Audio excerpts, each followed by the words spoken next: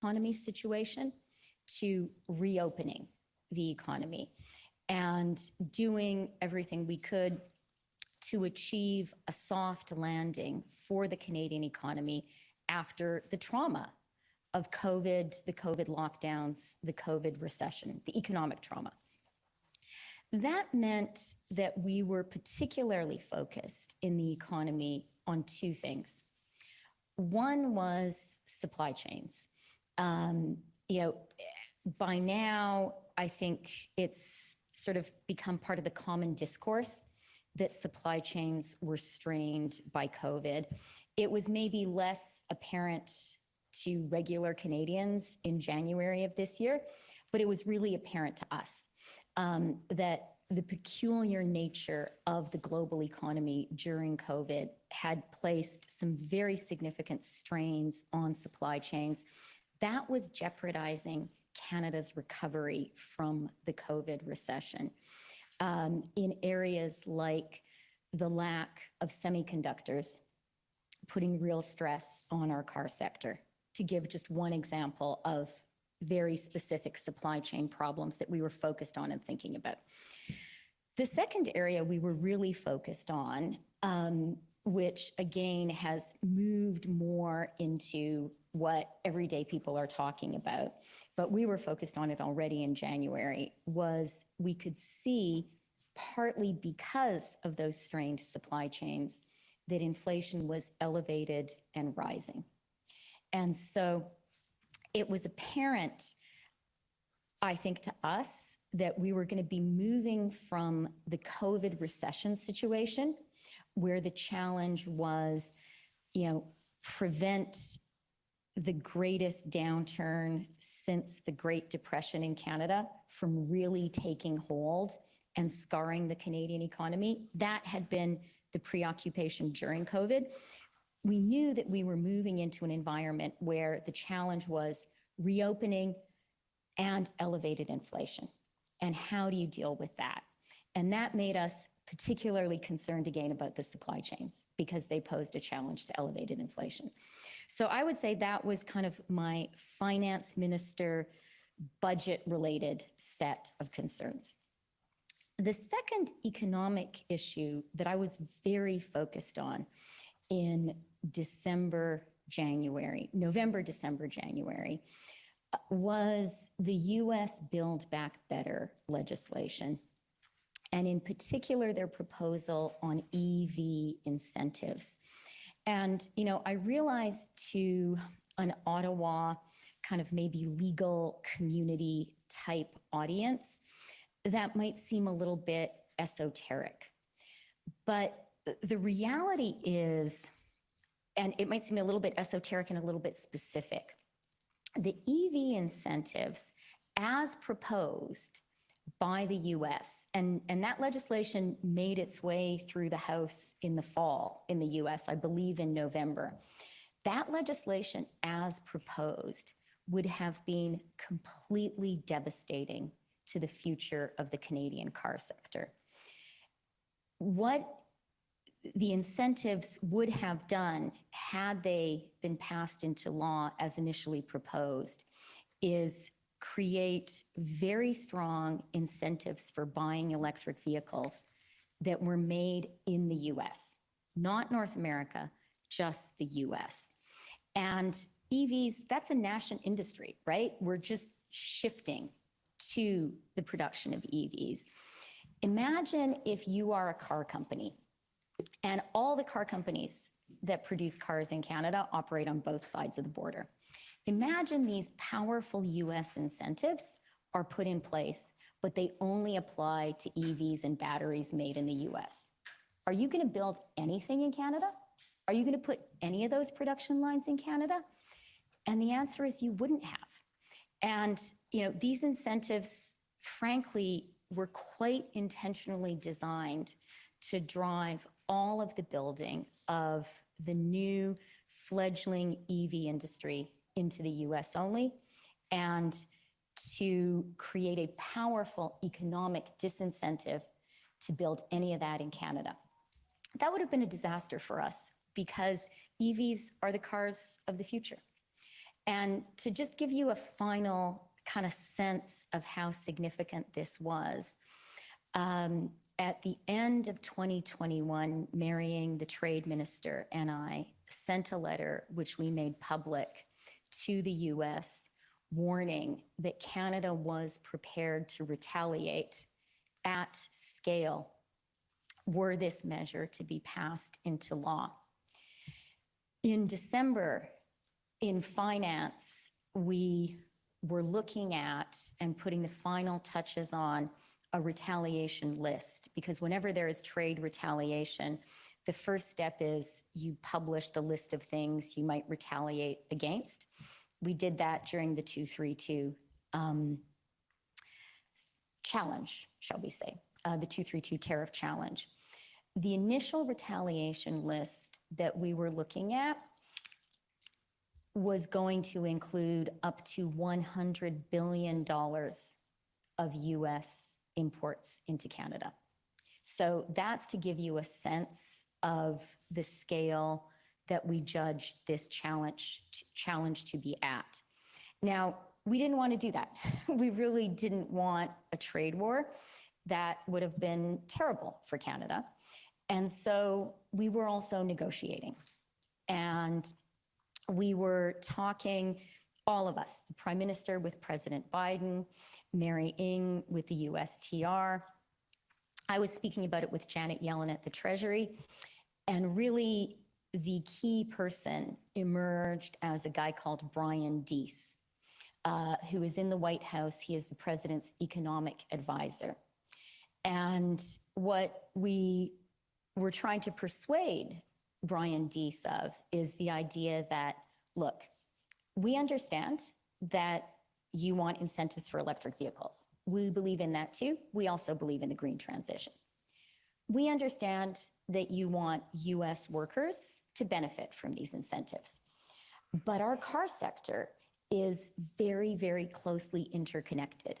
A favorite line that you'll hear every single Canadian trade negotiator who ever has negotiated mention to the Americans on this is, a single car part can cross the border 6 times on the way to becoming part of a car. So we say that all the time to the Americans. And so what I said to Brian is, our sectors are totally integrated. We're not asking for a free ride from the US. Why don't we match your incentives? And you guys have incentives, we'll have incentives too. And both of us have incentives for North American made EVs, thus creating a level playing field between Canada and the US. And frankly, a strong incentive for investment into Canada, because in that kind of an environment, Canadian-made EVs would be uniquely able to be sold into the US market. So that was what we were talking about precisely at that time.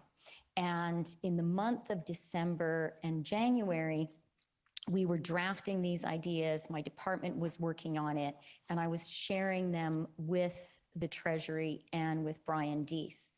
And actually, at the very end of January, my department prepared for me a sort of yet another iteration of this sort of Deese note on how can we coordinate.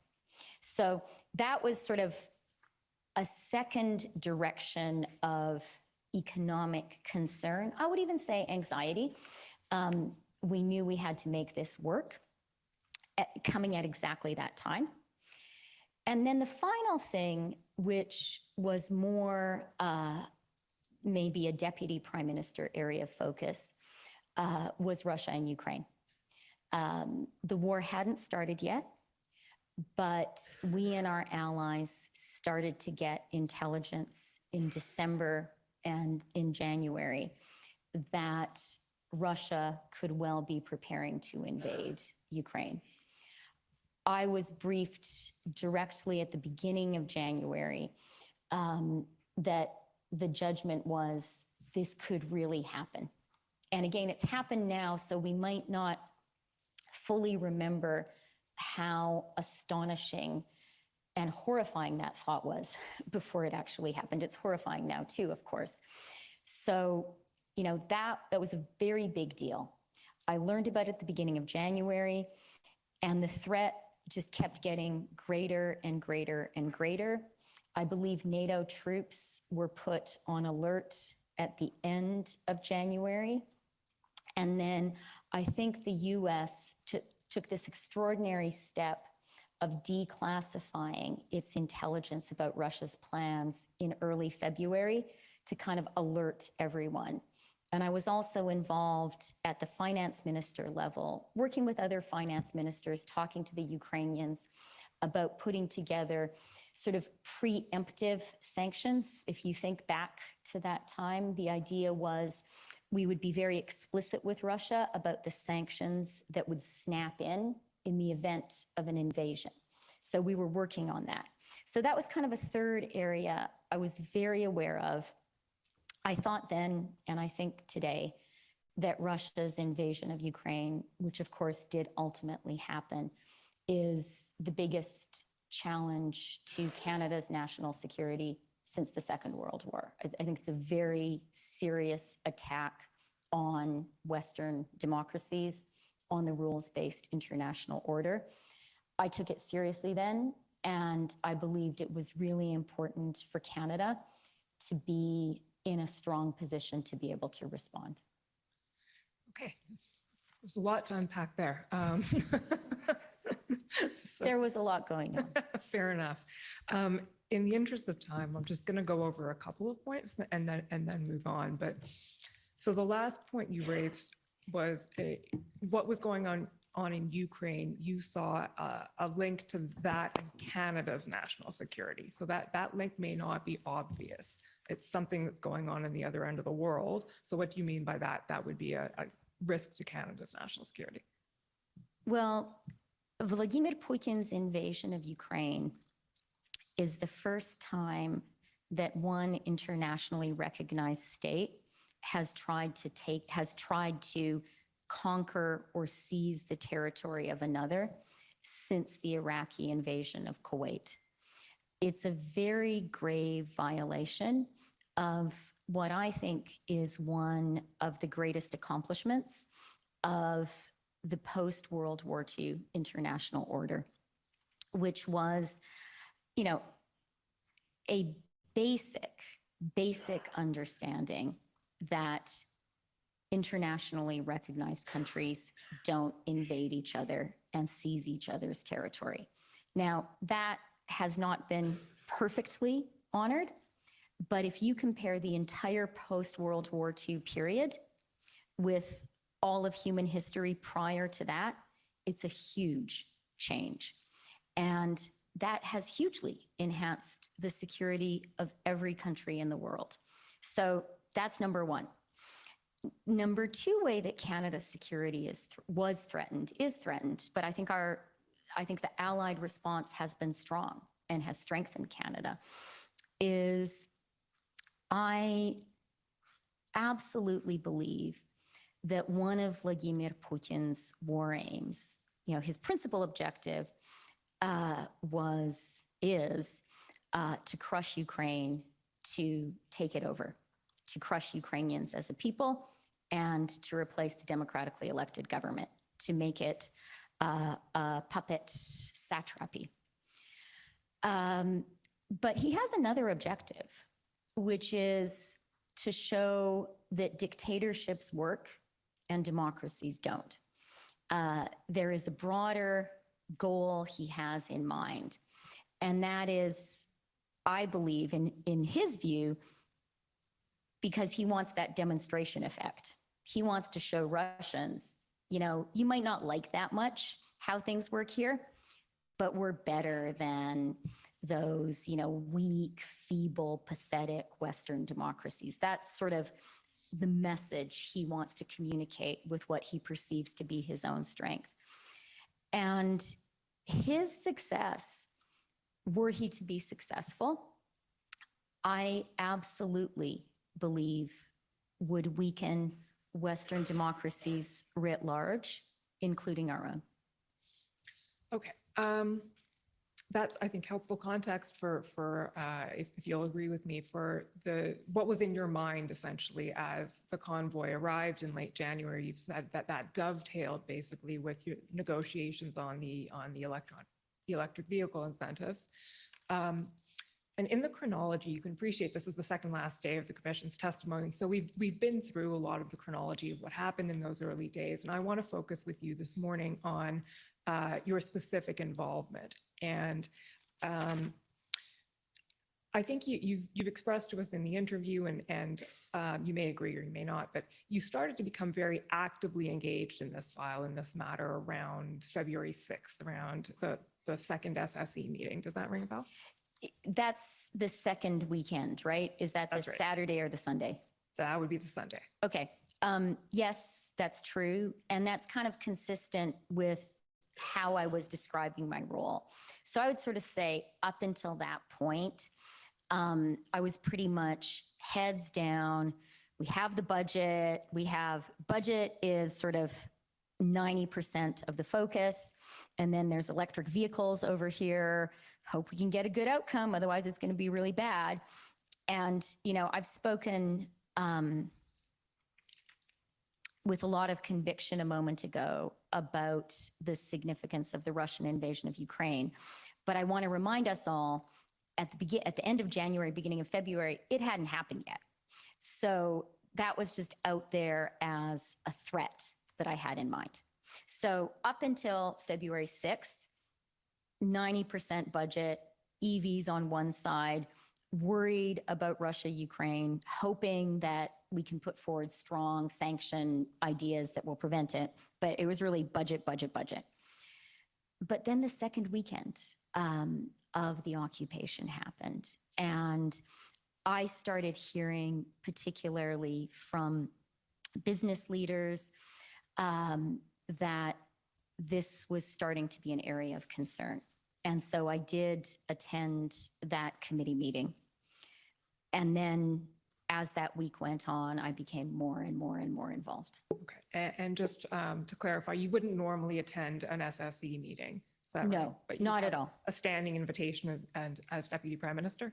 The finance minister has a I think they call it an ad refio member. The finance minister can attend any cabinet committee meeting that she or he chooses to attend. So on February 6th, you sort of invited yourself. I think my colleagues also thought it would be good to have me there. Fair enough. Okay, so soon after that, on February 9th, your department produced an options memo. And Mr. Clerk, if we can just pull that up quickly, it's SSM.can 403764.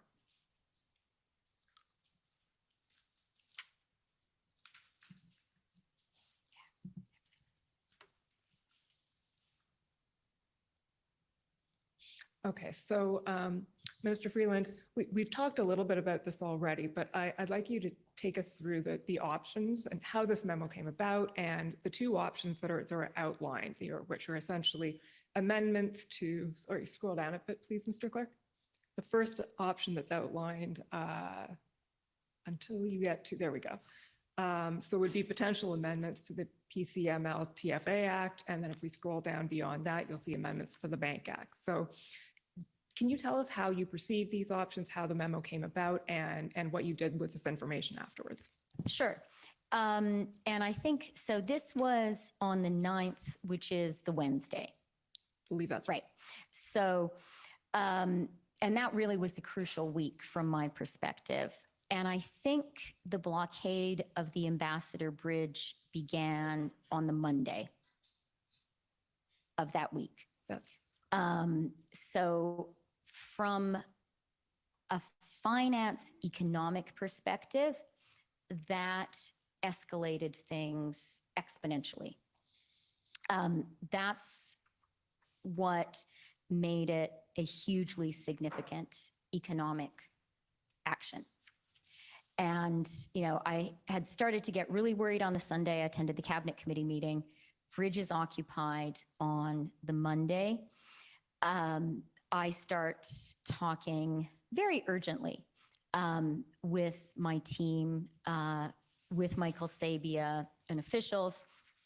And we basically go through sort of three thought processes. Number one, is this a really huge problem that has risen to the level that we need to figure out a way to stop this?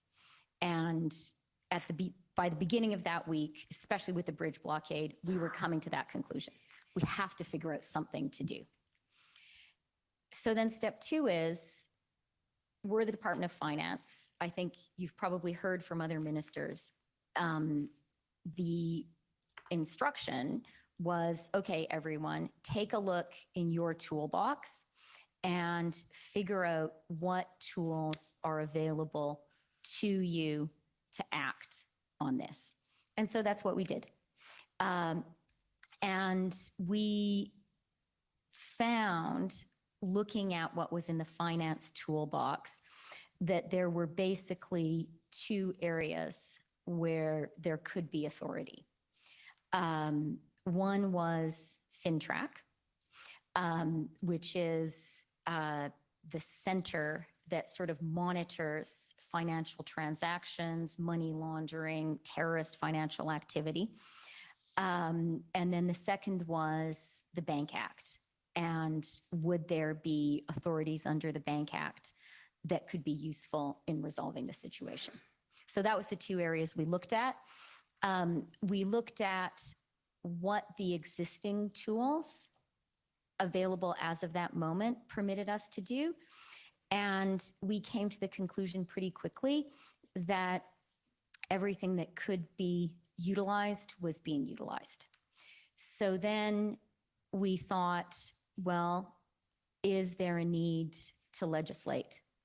And that memo outlines areas where the department said you could legislate to create this authority, or you could legislate to create these various authorities as outlined in the memo.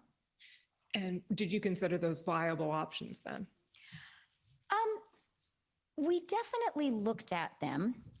As you know, I would say, let me say a couple of things. So on the FINTRAC front, what we concluded was, to put it in maybe kind of more regular terms, what we concluded, and this is something that finance officials had been thinking about for a while, is that basically the FINTRAC monitoring authorities were appropriate for a 20th century economy, but not for a 21st century economy. That FINTRAC, and I know you guys know this because you have been over this for hours and hours and hours, but maybe for people who are tuning in for the first time, FINTRAC is not an enforcement agency. The job of FINTRAC is to monitor what's going on, to both look into reports that it gets and to just kind of have situational awareness and let us know what's happening in terms of illicit financial flows in Canada. I think that's a summary I would offer you of FINTRAC's job. What we were sort of reminded of in looking at this is FINTRAC's sort of line of sight was very blinkered. They could look into what you might call the 20th century financial system, but they didn't have authority over the 21st century financial system. And by that specifically, I mean over crowdfunding and over payment platforms. So that was a lacuna. It was well known that it was a lacuna, but there hadn't been an urgency to act. And the memo identifies this is an authority that we think FINTRAC should have, and you could legislate to create that authority. Subsequently, as we all became FINTRAC experts very quickly, or thought we were becoming FINTRAC experts very quickly, we understood that regulatory authority would be sufficient to grant FINTRAC these additional powers. And as you know, that's what we ultimately did. So FINTRAC, one area.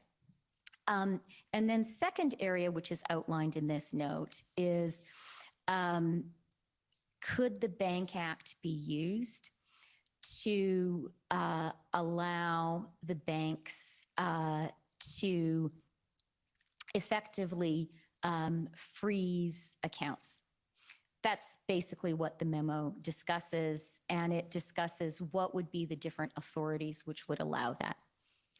And so those were the options that were developed there.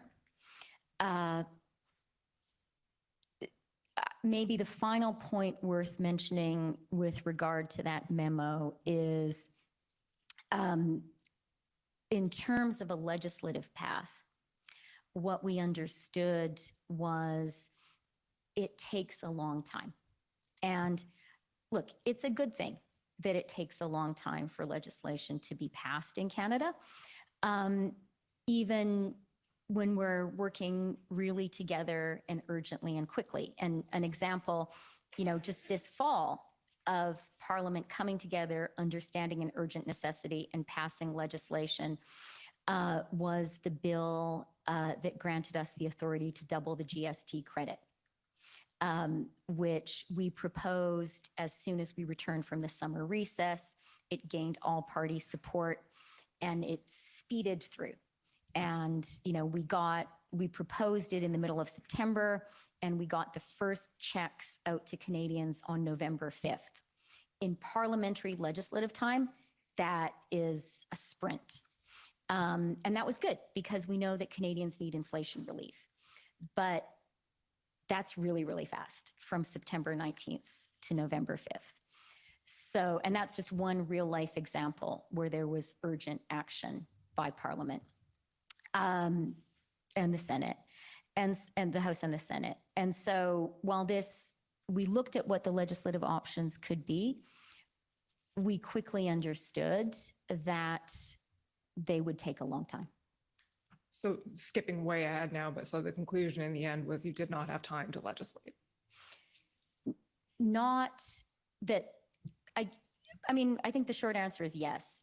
Basically the legislative timelines and the snowballing, sort of exponentially damaging impact on the economy, they were not, the legislative timeline was not appropriate to the scale and speed with which the damage was mounting. You mentioned in the course of that you were having conversations and you were hearing from various stakeholders and business people, et cetera. So I want to spend a moment, and also US officials, obviously. So I want to spend, not actually a moment, a little while going through some of the conversations that you were having. And I think the best way to do this is with the assistance of some of the documents that we have that may remind you of the specific conversations. So we'll start with Mr. Clerk, SSM.can.401255. So this is a summary of your conversation while it's being pulled up with Mr. Deese, Brian Deese, on February 10th. And you've already explained to us who Mr. Deese is, but just maybe go over that again. So would you say he's the senior economic policy advisor to the president? 100%. I would say when it comes to U.S. executive economic authority, the most important person is President Biden, obviously, and his most important advisor is Brian Deese. And then, of course, Secretary Yellen is a very significant and, frankly, brilliant figure and player in all of this. And we were, maybe just as a quick footnote, I don't want to offend the Treasury, in talking about these EV incentives, we were very much in touch with the Treasury, both with Secretary Yellen and with David Lipton, who worked in the Treasury. They were very aware of our proposals too, and supportive of them. Is Mr. Deese someone you talk to often? I try to.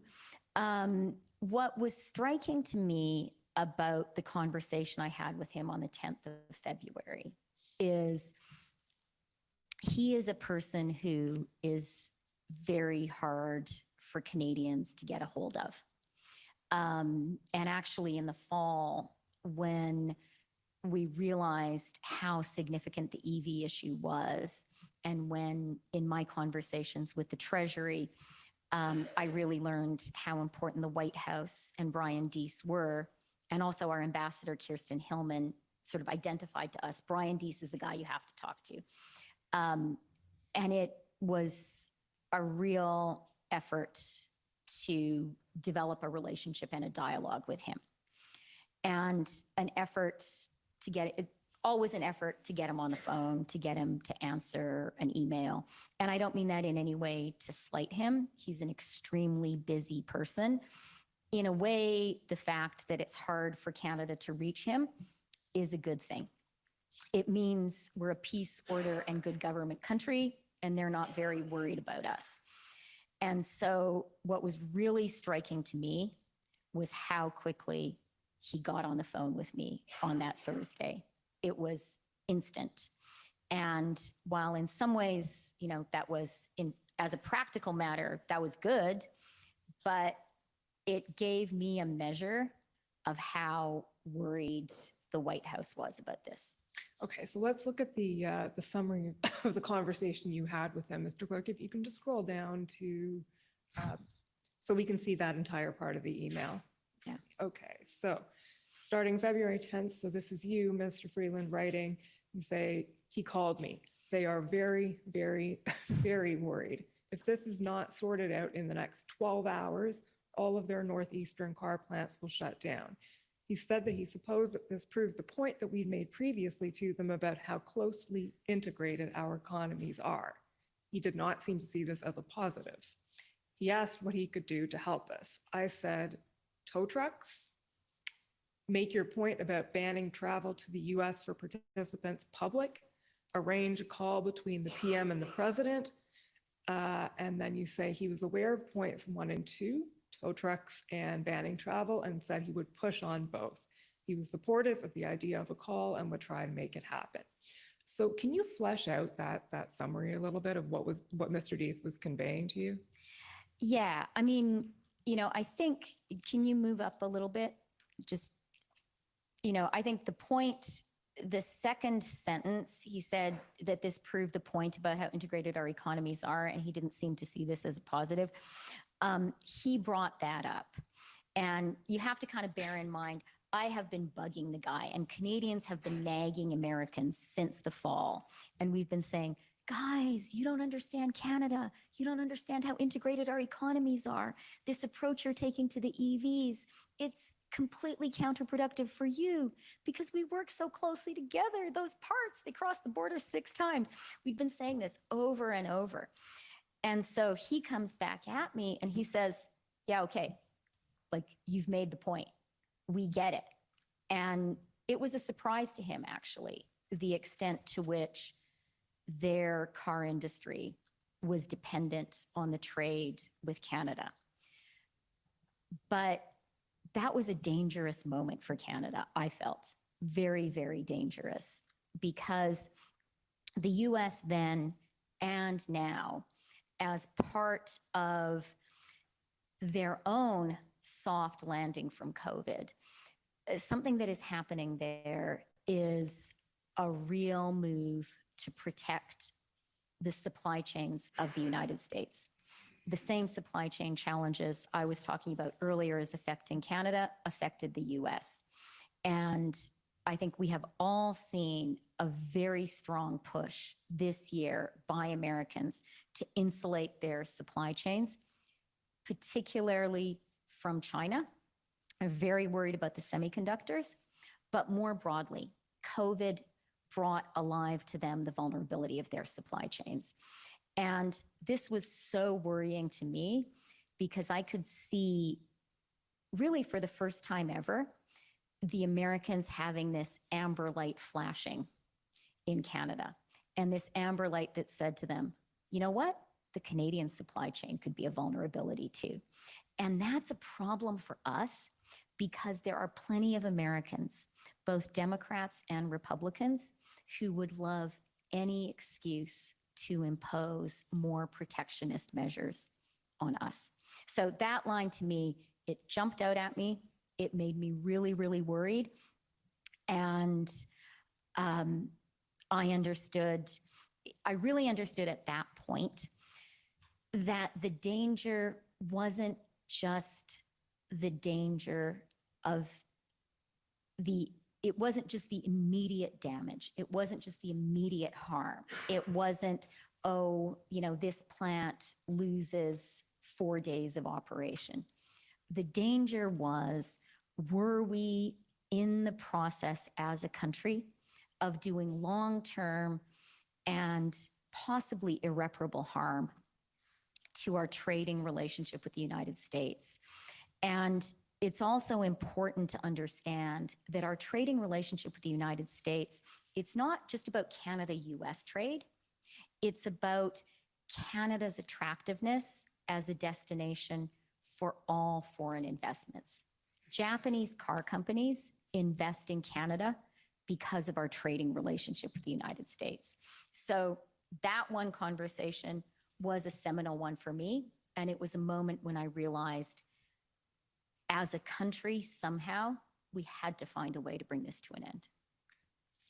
And Mr. Clerk, if you just scroll up a bit so we can see the next email there.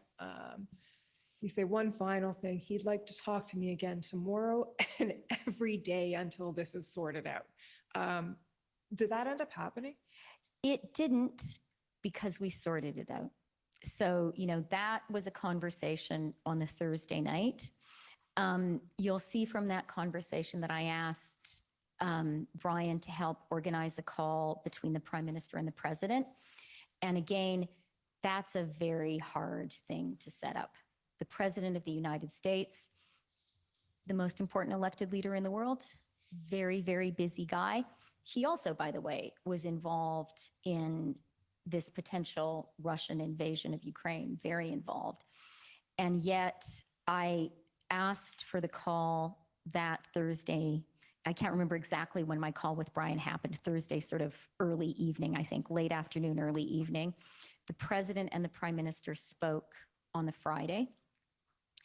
And then, as you know, we made an announcement on the Monday. Okay.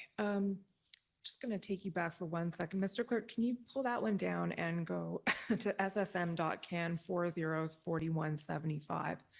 So, Mr. Freeland, this is a text exchange you had on the 11th with Brian Clow of PMO. Yeah, okay, and that's the following day then. That's the Friday. Yeah, that's the Friday. And scroll down a little bit, please, Mr. Clerk, until we see Windsor was supposed to there. So you say Windsor was supposed to happen today. This can't go on. We need to show some federal leadership too. So does that go back to what you were just saying? At that point, you had decided something had to be done and quickly. Yes, and also, that point, Windsor was supposed to be today. I think it's worth dwelling on for a moment, because it speaks, to our experience in the eye of the storm, which is that we continued to hear that action was going to be taken and things were going to come to an end. And it seemed that that wasn't happening. And at the same time, what seemed to be happening is we had this metastasizing of the illegal blockades and occupations. So there were sort of, copycat action across the country, sort of a whack-a-mole. And that was also worrying. Okay, we'll go back to the stakeholders now, Mr. Clerk. Thank you. You can take that one down and pull up ssm.can 404138. So this is a text exchange with Mr. Flavio Volpe. Can you Yes. explain who Mr. Volpe is? Yeah, Flavio is the head of the car parts group. He is a real leader in the car sector. I got to know him well during the NAFTA negotiations, where we had sort of a real Team Canada approach, and autos were a very important issue. And so Flavio and his constituent companies and the trade negotiators and I worked really closely together on the specifics of the deal. And Flavio also, significantly, I think, for this exchange, Flavio was very aware of the EV issue. And if I have seemed to you guys today to be kind of weirdly obsessed with EVs and US EV incentives, I would urge you to spend 5 minutes talking to Flavio, and you will understand how really kind of life or death for the car sector it is. So he was very, very steeped in all of these issues. Okay, so if we just look at the text exchange, he says to you on the 9th, this is the Ambassador Bridge debacle is embarrassing. And then you say, let's talk tomorrow. I would love to get your ideas. I'm worried too. So the text then skips to February 14th, but we don't necessarily need to go. Well, actually, let's go there. So this is at the point, I guess, where the Emergencies Act has been involved, and you say, express to him, I know how devastating this has been, and it's been determined that we need to take strong action. We didn't save NAFTA only to have it undermined. Can you tell us about the conversations you had sort of in between these texts? Not really, because I don't have sort of specific memory of actual things we said. And I can't even tell you 100% whether we spoke on the phone or just exchanged texts. So I don't want to pretend to knowledge of that. But, I can give you some context for that view that I expressed there, which I do remember expressing, which I think is consistent with what I've been saying earlier this morning, that all of us who had been involved in the NAFTA negotiation, very much the car sector people, but I think you'll see that I also had a text exchange with one of the steel guys. All of the industries that were very implicated in the NAFTA negotiations were aware of how Canada's access to the US market was both essential and kind of constantly fragile and in need of tending. I don't know, maybe it's like a marriage, like your whole life is based on it, but you have to take care of it every single day. And these people whose jobs, whose livelihoods depended on it, really understood that. And I'm aware as I'm speaking that this might seem esoteric to lawyers. And what I really want to say is, especially for me personally, the NAFTA negotiations were kind of a bonding experience, just for me as an elected Canadian leader, with everyone who works in a Canadian car plant or a Canadian car part plant, with Canadian steel workers, with Canadian aluminum workers, with people in Regina who make pipes. I knew during the NAFTA negotiations, their jobs were on the line, and they knew it too. And all of those people across Canada, they were so great. They were prepared for Canada to take a strong position. They were prepared for the US president to insult us.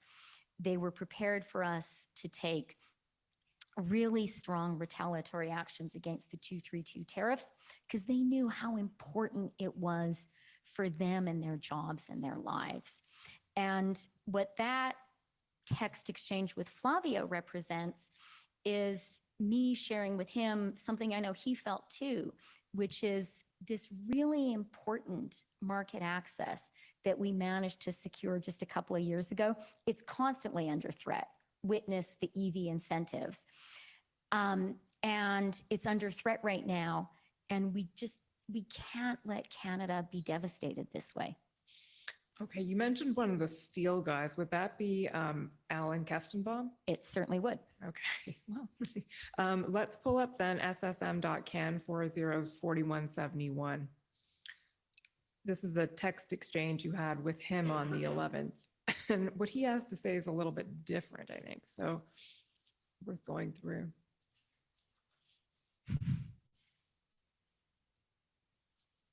So he sends you this and he says, "Hi, Chrystia, I hope you're well. I know you have your hands full. I'm not saying anything you probably don't know, but this is really impacting us badly now, like many others. And I fear that even worse, the long-term consequences of shutting down auto plants because of lack of Canadian parts will only convince the auto companies onshore even more and relocate supplies." Okay, this is a bit annoying because it's in 3 separate documents. So, Mr. Clerk, can you take that one down and put up ssm.can 404349?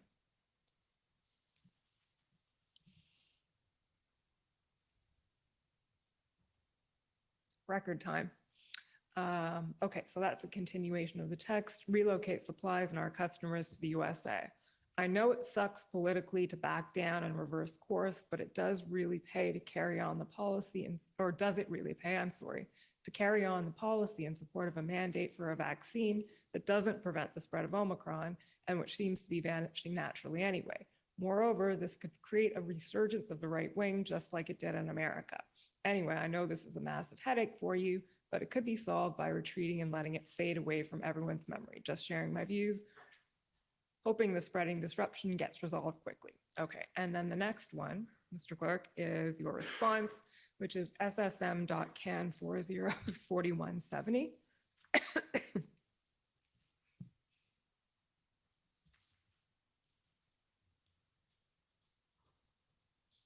And that response is, "Dear Alan, thank you for reaching out. I share your concerns. We are determined to bring this to an end quickly, and we will." So what Mr. Kestenbaum is expressing there is the same concern and a suggestion that the solution to it is to alter the public health measures. So what was your reaction to that? For me, the salient point was the first part of his message. And, you know, I think what he says there, and he runs Stelco in Hamilton. He is American, though, and US based. What he was saying at the beginning about onshoring and relocating to the US, that's what I was talking about earlier today. And I kind of highlight that for all of us here, just to kind of make clear to everyone that for people whose bread and butter, whose livelihoods were in the US trade exposed industries, their immediate conclusion, you didn't have to think about it, the immediate conclusion from the blockage of trade was the Americans are going to respond by cutting us out. And then in terms of Alan's proposal, I didn't debate it with him. I don't think that I think that the relevant information for me from him wasn't for him to tell me what the right solution was. The relevant information for me from him was for him pointing out to me that this was a really big problem and it had to get resolved. Okay. We're now going to skip to one of the very, very crucial days in all of this chronology, which is the 13th of February. I understand that on that day you had a call with a number of Canadian bank CEOs. And I think, correct me if I'm wrong, but the chronology of that day in your world goes call with the bank, afternoon around 1 p.m., IRG meeting mid-afternoon, and then cabinet meeting at 8:30 at night. Does that sound right? It does. I'm just referring to my own chronology because there was one other meeting which is relevant, which is at 2:00 that day. I had a national security meeting on Ukraine. Okay, fair enough. So just to give you guys a sense of how overlapping the issues were. Okay. Mr. Clerk, if you can pull up document, I've lost my document, SSM.can 1281, please.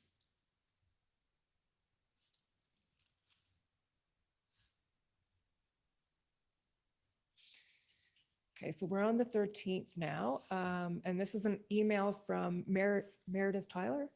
Tyler Meredith. Tyler Meredith, I'm sorry. Can you tell us who Tyler Meredith is? He doesn't work in my office anymore, but I think his title was strategic policy advisor, a senior policy person. Okay. And he writes, and the timestamp of this email, it's that wonky Greenwich Mean Time thing, so that means around 11:30 in the morning, I believe. He writes, "Hi, Chrystia. Everyone is confirmed for 1 p.m. A list of CEOs is at the bottom of this email. A couple of points of background for the call. The institutions are all aware we convened a call with the Canadian Bankers Association earlier this week just to check in on whether they had any advice for us in light of recent events. The message from industry, mostly speaking for, that probably means from their legal counsel at the time, was we've got this under control and generally feel comfortable with the current regime." Then he says, privately, certain banks have while looking at bringing in platforms under AML, that's anti-money laundering, proceeds of crime, limiting access to payment processors. And then the last bullet is we haven't given them any indication about what's under consideration. So in all of that, it's actually the first bullet that I want to focus on most, which was this message that what had been heard from industry prior to this was, we got this, it's under control, we're comfortable with what's happening. Is that something that you were aware of, that you heard before? So I mean, this was an extremely busy time that week. Tons and tons of stuff was happening. I had a lot of information flowing through my phone and my inbox. And I can't confirm one way or the other whether I read this specific note from Tyler. So I can't comment on this specific email. What I can say is that we can't, and you've seen sort of the disclosure of all of the things that, all of the messages that I sent and things I wrote down. What I can also say is that weekend, and I can't tell you the specific times, I had 2 one-on-one phone calls with bank CEOs, with the CEO of BMO and the CEO of TD, I believe at their request. That was unusual. I do, sort of as a matter of course, meet with the bank CEOs as a group every 6 months. And obviously they can and should have access to me, like they should be able to meet with me. But it usually takes a while for people's calendars to work, and for the meeting to be arranged. And it's highly unusual for them to want to talk to me on a weekend. So that was significant to me that they wanted to talk to me on the phone. I spoke to both of them. I am sure, pretty sure, well, 90% sure I spoke to both of them before this call at 1 p.m. on Sunday with all of the bank CEOs. And each of them expressed a high degree of concern about the damage being done to Canada and the Canadian economy, which was then reflected in the group call. Okay, so let's have a look at that group call now. Mr. Clerk, it's ssm.can 408766.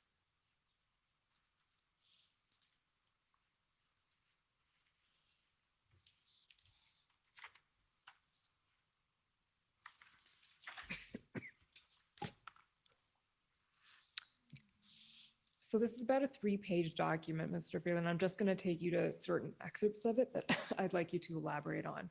So the first one, Mr. Clerk, if you just scroll, there we go. We don't know who's speaking here, but whoever it is, it's one of the bank CEOs, says, the big hole in our financial system is these platforms, which are effectively money service businesses that are not being regulated as such. So that these platforms refers to the payment processors, the crowdfunding platforms? I believe so. I mean, I shouldn't put words in the mouth of another person. But I think one of the messages that I recall came through in this call, and that, my memory was refreshed when I looked at these notes. One of the messages from the bank CEOs was kind of what finance had concluded independently earlier in the week, which is there's this whole space where financial transactions happen that no one has any line of sight to. And that is the crowdfunding platforms, or the crowdfunding platforms, the payment systems. And then I think someone also mentions crypto later on in this call. Yeah, I think they do. That's right. So we'll just scroll down a little bit there. I'm not sure we're going to get to crypto just yet, but we are going to get to your response here where you say, I'm very prepared to come out and speak about this. This is an attack on democracy. We need to educate Canadians about this. What do you mean by this is an attack on democracy here? So I was responding specifically to one of the CEOs whose bank had acted to freeze an account based on, this was prior to the invocation of the Emergencies Act.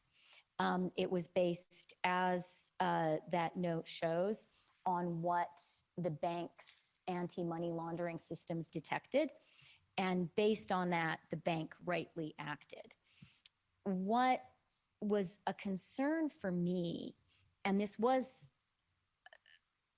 did shape how we acted, was the banks being blamed for taking this action. The banks being seen as choosing to do it, as having the agency. And it was particularly a concern. And you note the mention of Fox News. The thing you have to remember about Canadian banks is many of them are significant banks in the United States as well. They are big players there, and some of them trade under their Canadian names. And so they were in jeopardy, not only in Canada, but also in the United States, if they were being seen to be taking a politicized position. I didn't think that was their responsibility. I thought it was the responsibility of the government to make judgments about this. Okay. The next concern highlighted there is Canada's reputation is indeed at risk. We need to show the world proactively that we won't let this happen again. Our trade corridors will remain open. We should think about putting the military in place to keep the border crossings moving, even after the protesters were removed, to send a clear signal. So this is about as strong a suggestion as you can get, bring in the military. And your response though here is couldn't agree more with those points. We must make clear that one, we will resolve this, and two, we won't let this happen again. So can you explain your response there? And were you agreeing there that bringing the military to patrol the border was a viable option? No. Okay. It was, I mean, look, if you look at that conversation, people raised lots of different points in their commentary, and I didn't respond to every single one. Just as in my previous exchange with Alan Kestelbaum, our Stelco guy, I acknowledged his concern, but I didn't really address his public health measure point. My point there was, as I said in my follow-up, that what we need to do is, as a government, one, resolve it, two, be clear it's not going to happen again. And, from my perspective, the reason I convened that call, and again, probably worth highlighting, it is highly unusual for the CEOs, highly, never, I mean, I've only been finance minister for 2 years, but it hasn't happened before, and I hope it will never happen again. For the CEOs of all of Canada's banks on, a couple of hours notice on a Sunday afternoon to come together on a Zoom call with the finance minister and deputy minister of finance. It's very, very unusual for them to find the time to do that. I'm right now trying to organize a meeting with them, my kind of every 6-month meeting for December. And it's the kind of thing that we sort of organize 4 to 6 weeks in advance, because these are all busy people. So that's kind of just worth mentioning. Shows their degree of concern and anxiety. Value for me of this meeting. Why did I want to have it? What did I want to get out of it? 2 things. One, I wanted to hear from them. How worried were they? By that point, I was really worried. But we were contemplating, as you know, really serious action. And I needed to hear directly myself from the leaders of Canada's financial institutions. Did they share my level of concern? That was a very important proof point for me. So that was kind of number one. And it was important for me, for them, it was important for it to be a meeting of everyone, because that's also a measure of how worried were they, right? Are you prepared to say these things to a group of your peers? Is that's, you judge your words carefully there, and you should. So number one, am I right to be as worried as I am? What do these guys think? And then number 2 concern was, okay, we do have some tools. How are the tools working? The people who have these tools, who are in charge of using them, how are they finding they work in practice? Those were the 2 things I tried to get out of the call. And it was a very useful call in terms of answering both those questions. So maybe the next extract I wanted to point out goes to that second point. Mr. Clerk, can you just scroll down a little bit? There we go. So this is someone saying, we need court orders to act. We'd identified an individual who was an organizer who had several $100,000 move into their accounts. We flagged it to FinTrack, started work on a court order, and because of the delay of 4 hours, the money was withdrawn before we could stop it. And you say there, you asked, was the problem there a gap in the current system, or that it moves too slowly? And the reply is 4 hours was too long.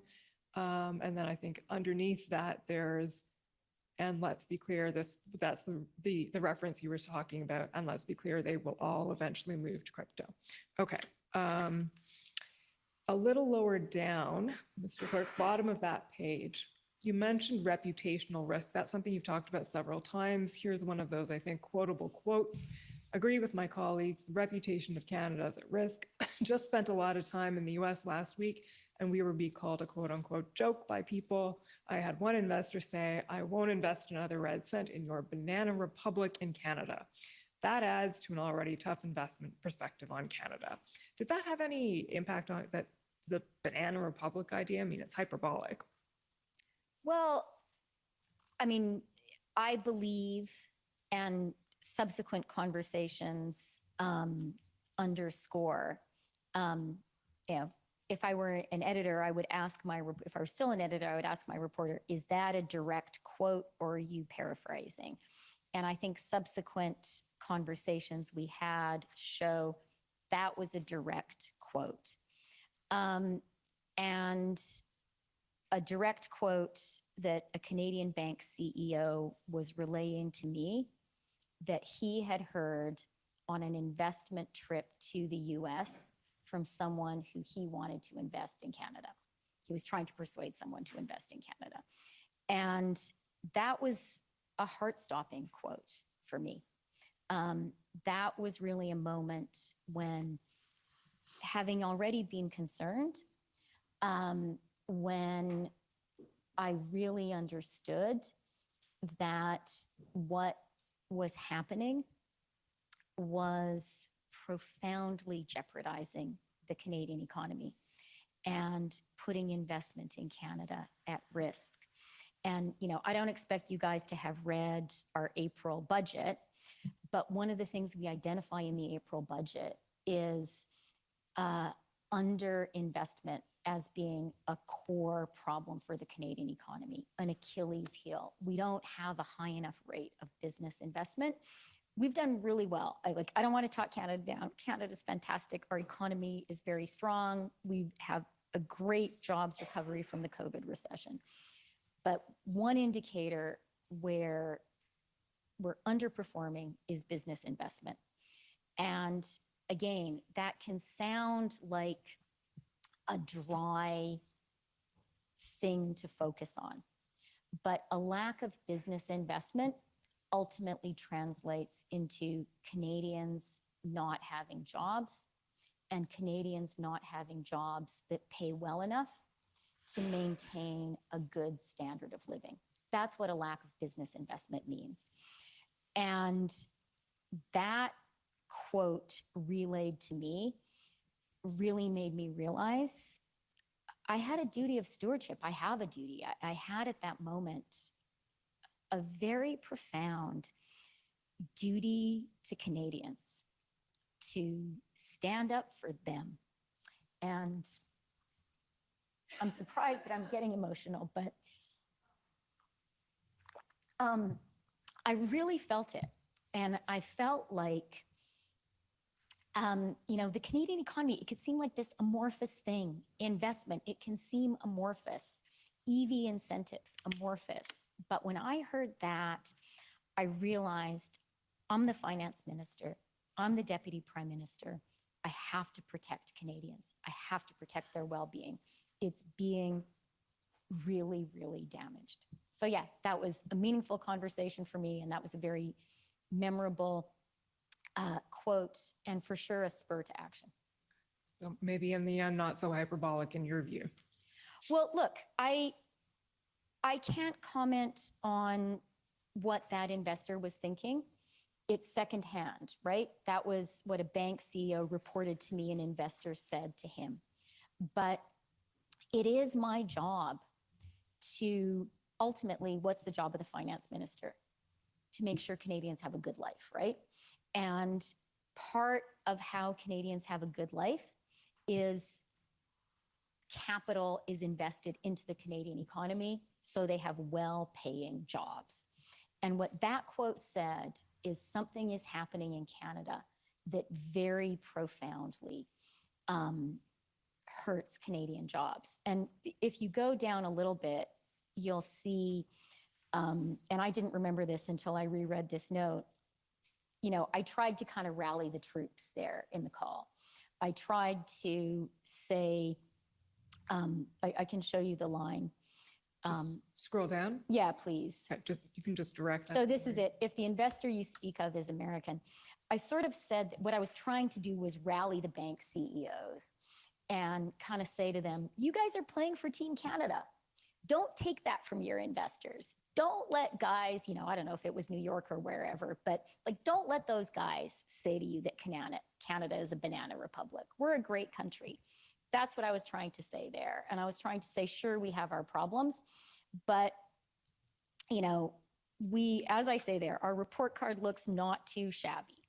I wanted the CEOs to have a confidence in Canada and the Canadian economy so that they could relay that to investors. So, I put up a good, I think anyway, my objective was to imbue them with confidence because the confidence they project is important for Canada. But when I turned the Zoom off, I thought, wow, this is really serious. Okay, the last thing I want to take you to before we put this document down is that just last little paragraph there that just came up on the screen. You say, I am very resolute in ending this occupation of our democracy, but I will never support negotiating with those who held our democracy hostage. No good thing comes of that. Can you explain that comment? You will never sanction or never support negotiating with those who hold our democracy hostage. I think it's pretty self-explanatory. I don't think it's healthy for a democracy, for any democracy, for policy to be made, at gunpoint, if you will. And that really also devalues the views and the contributions of all Canadians who express their political views and their political preferences in different ways, for example, by voting. So, yeah. Were you referring there to the vaccine mandates, to public health measures, or more generally? Yeah, do you recall? I mean, again, I don't have a sort of photographic or a video memory of exactly how that conversation evolved. And in fact, I didn't remember saying this until I read it again, but I'm sure that's a faithful account. Having read this note, what I think I was referring to is a comment made earlier in the conversation suggesting that the solution to this was a change in policy on vaccines. That's what I think I was responding to. Okay. So we're going to leave the call now. Mr. Clerk, you can take that document down and talk about the economic impact of the protests and the blockades as you saw it and what you conveyed to your colleagues on that front. So last week when your department officials were here, we went through in some detail the initial assessment they prepared on February 10th and also the eventual February 22nd economic analysis. So we're not going to go through that in detail this morning. But what I would like to take you to is, actually this is SSM.can 5095.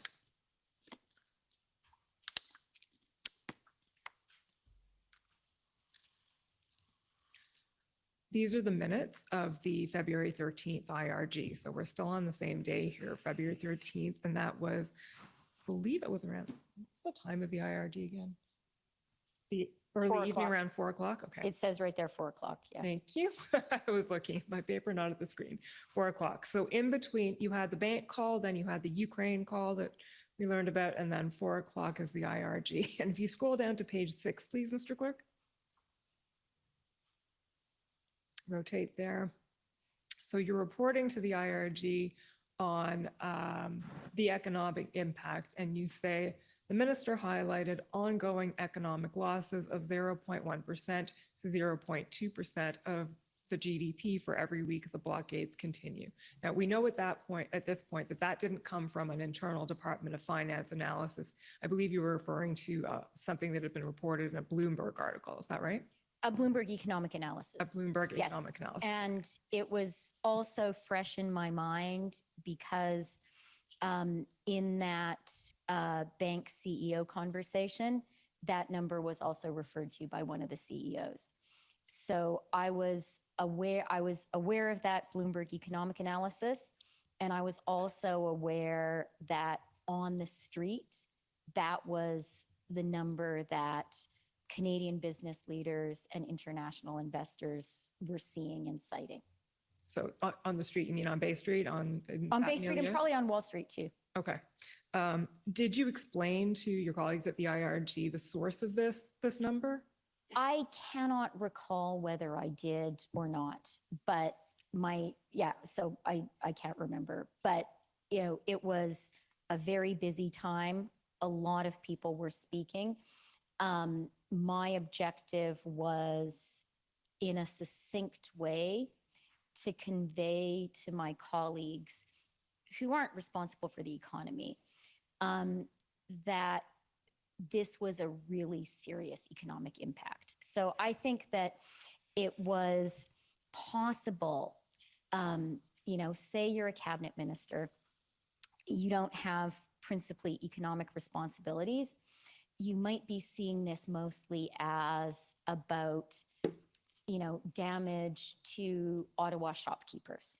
And that's really serious. I don't want to understate the human toll of that. But what I wanted to communicate was this is getting to have a macro impact that will be material on the Canadian economy. And the only other thing that I would say is, with hindsight, if anything, I feel that number, I feel that statement, if that's all I said there, I feel that statement understated the possible impact, because the real challenge was it was exponential. So as it happened, that trade blockade was effectively a week-long thing. And that's what statistics ended up recording. But had it gone on, then you would have seen not an arithmetic adding up the damage of week plus week plus week. I think what you would have seen, and why this really rose to the level of a profound threat to Canada's economy, was the exponential nature of it. That the longer it went on, the greater threat that the US would lose faith in us and our trading relationship would be irreparably damaged. The longer it went on, the greater the threat that foreign investors would write off Canada. Okay. So obviously that was a concern that you were expressing to your cabinet colleagues that day. Probably more clearly to you right now than I did then, but I think I did communicate to them I was really worried. Okay, so the overall economic impact, both near term and long term. We can take that down now. Thank you, Mr. Clerk. The next topic I want to address with you is another concern that was being expressed around this time, which is the issue of foreign funding and foreign influence, and money flowing largely, I think, up from the US to fund the convoy. So, Mr. Clerk, can you pull up, please, SSM.can 401846?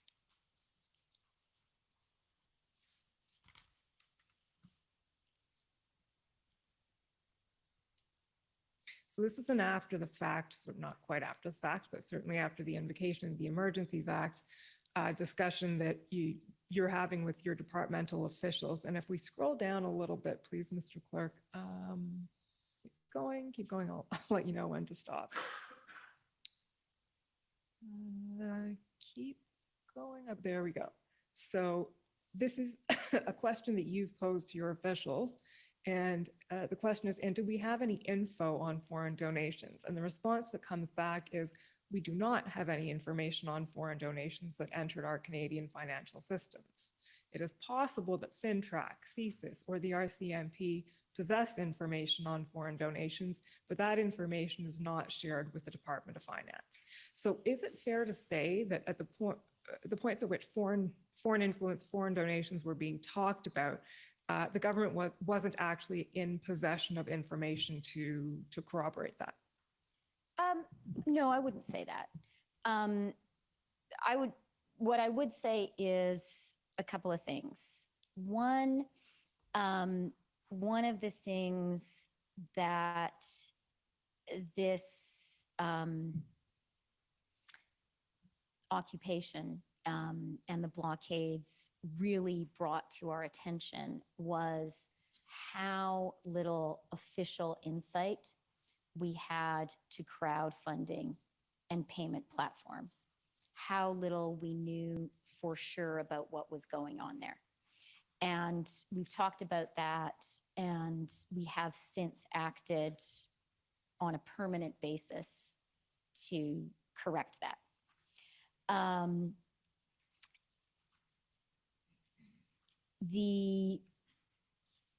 There was very good reason to believe, and in fact, the subsequent report that the commission did that I thought was very good on foreign donations documents in a lot of detail that there were foreign donations coming in to support the convoy. And so, that was happening. Our own systems were weak at officially picking that up, and slow. And quite rightly, actually, there are a lot of checks and balances within the Canadian system about what finance specifically learns, right? Because law enforcement and finance operate in different silos, and certainly elected ministers and law enforcement have a lot of silos between them, and I think that's a good thing. So yeah, so that would be my understanding of the situation. So to summarize that, would it be fair to say you were operating with incomplete information at that? I would 100% say that. And the other thing I would say is, we were operating in the fog of war. And things were moving very quickly in real life on the ground. We had to operate based on the best possible information we could get at every single moment. And sometimes that meant using open source information. It didn't always mean relying on official government information and analysis that came through the finance channels. And I feel, not only comfortable doing that, but that's the right thing to do. In a fast-moving, hour-by-hour situation like this, you have to gather information from a lot of different sources, reliable sources. But I believe that's the responsibility of an elected minister. And if you don't do that, my experience in government has been, quite rightly, stuff that you officially get through official channels as a minister, I don't know, it's like flour that has been sifted many, many times. It's like very pure, very verified. It's gone through a lot of different hands, and there have been a lot of different checks on it. That's a good thing, because it has, Government of Canada stamp of approval. And I think it's really good for us to have those systems.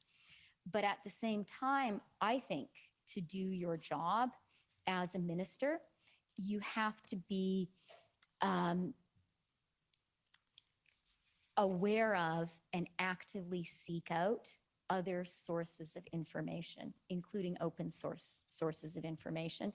And I think you have to hear some things for yourself. That's, for example, why, for me, having that call with the banks directly was really, really important. And I wasn't just going to rely on other people telling me what they were hearing. Okay, so the last thing I want to take you to on this point is ssm.can 403807, please, Mr. Clerk.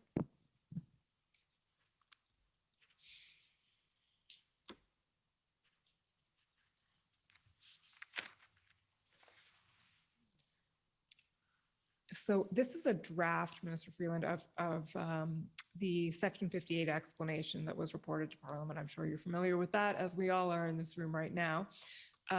If we scroll down to page 8, please, Mr. Clerk. Bottom of the page, I believe. Okay, yeah, sorry, here we go. So under item number 6 there, Roman numeral. This is a paragraph in the draft, or a bullet point in the draft, that says there is credible evidence that significant amounts of funding for the protests come from sources outside of Canada, which raises concerns about foreign interference in Canadian affairs and questions whether they represent threats to the security of Canada. And the comment made on that underneath it is, anecdotal reports of donations from outside Canada to support the protesters were given credence when, on February 13th, hackers of the crowdfunding website GiveSendGo released hacked data, and it goes on to explain what happened there. But that bullet point paragraph there is credible evidence that significant amounts of funding come from sources outside Canada, was removed from the eventual Section 58 explanation. Were you aware of that? And I wasn't part of that whole process. Okay. And do you have any comment on that at this point? I mean, I wasn't part of that process and of the drafting of all of that. And finance was not, we weren't the people responsible for looking at that aspect of what was going on. And, you know, as my previous comments have kind of underscored, I think, my primary concern and anxiety around this was about the economic impact. And we've talked about that at some length, but that I felt my job was in the cabinet and as a teammate with my colleagues. You know, what were they relying on me as the Minister of Finance to do? They were relying on me to figure out and communicate to them how big is the economic problem. And then they were relying on me to figure out and communicate to them, look, finance guys, are you doing your job here? Are you awake? Are you using all the possible tools you have to stop the problem? That was my job number 2. And then job number 3 is, okay, if you think it's a really big problem, which we did, if you think you're using all the tools which currently exist, which we did, number 3, do you have any ideas? Is there anything in the finance toolbox that could be devised that would help? That was how I understood finance's job. Okay, so this would be more law enforcement / intelligence area. Okay. We can take that one down, then, Mr. Clerk, and move on to, which sort of goes back to what you were just addressing, Minister Freeland. What do we do about this? So the development and the implementation of the Emergency Economic Measures Order. So again, we've heard at this point quite a bit about the orders and about what was done with them. So I want to take you to a few specific concerns that have been expressed about them. The first one being that the EMO was overbroad in the sense that it might capture individuals who were not really directly involved in the protests, but people who donated to the protests and or have adverse effects on family members. You know, if you freeze someone's bank account, it may be a spouse or a child or someone else who suffers. So my first question was is that a concern that you were aware of? Is that a concern that you had? And is that a concern that you felt was properly addressed within with the measures that were enacted? Okay, that's a lot of questions, but it's, I mean, that is kind of, I would say, core, you're getting at some core things we grappled with beforehand, during the time the measures were in force, and in our reflections afterwards. And I want to start by saying something that I was really, really worried about and extremely conscious of the whole time was, you know, I've talked a lot about my profound conviction that Canada was in economic jeopardy. But then as we were talking about, okay, what can we do about it? I had probably an equally profound and even emotional concern of, we don't want anybody to get hurt. And one of my colleagues said to me in our conversation about all of this, as you know, we were talking constantly, and I was sort of saying, we really have to act, something has to be done. And I remember a colleague saying to me, my nightmare is blood on the face of a child.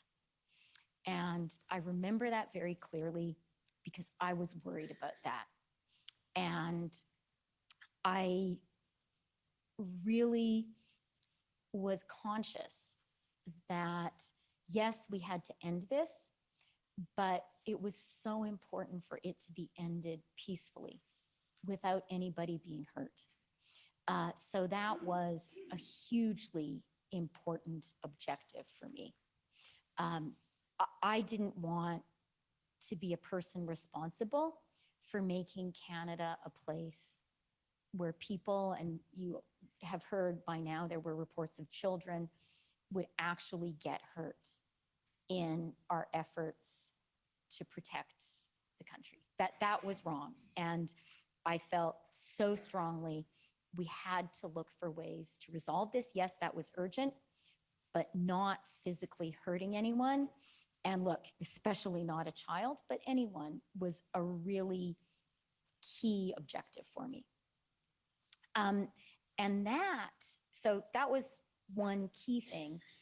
And that was a consideration that very much shaped the development and use of the financial measures. From my perspective at the time, and also with hindsight, a virtue of these measures was no blood on the face of a child, no physical coercion required. And I thought that it was good that we came up with a way of creating some economic incentives for people to leave. So that was a very important consideration.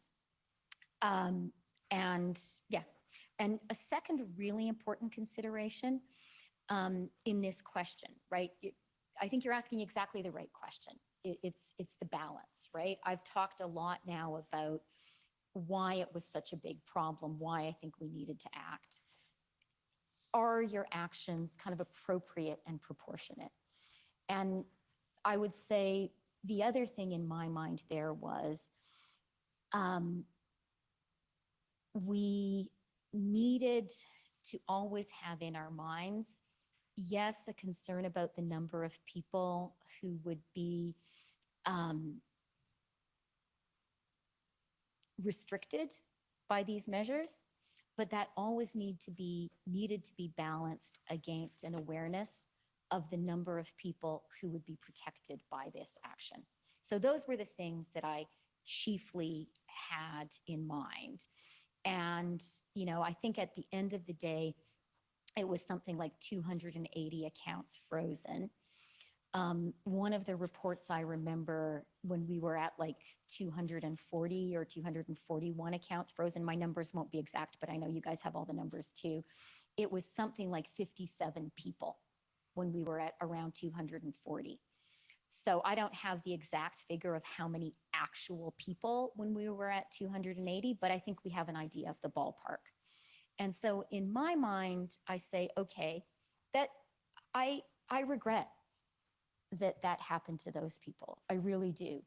I would have preferred, it was a serious thing. I would have preferred not to have had to do this. But in my mind, I weigh that against what I really believe is the tens, hundreds of thousands of Canadian jobs and families that we protected. So that's kind of a high level thing. I can talk about donations and family members if you'd like me to. Sure. I mean, what I was going to ask you, and maybe this will lead into it, but would it be fair to say then that if it's put to you, someone is at the protest in Ottawa and gets a call, you got to come home, they've frozen the account and I can't pay the grocery bill. In a sense, that is the measure doing exactly what it was designed to do, which is create an incentive for that person to have to go home and leave the protest. That is in effect exactly what the measure was trying to do, because the purpose of it was to avoid what you saw as a worse outcome, being an enforcement action that would have potentially violent aspects to it. I wouldn't quite go that far. Had it been possible, if we lived in a universe where, it was possible that a jointly held family account, the family members could still have access to it, but the person doing the illegal activity didn't, that would be great. But that's not how these accounts really work. So the intention was not to create any incentives on people who were not personally choosing to engage in this illegal activity. I accept that may have happened to some people, but that wasn't the intention. The intention was really clear, and I think broadly it worked, was to create non-violent, non-physical incentives for people to stop doing this illegal activity, which was hurting Canadians very much. And what I would also say is, I would have loved it if we had made the announcement on February 14th that we are going to take this action unless you leave.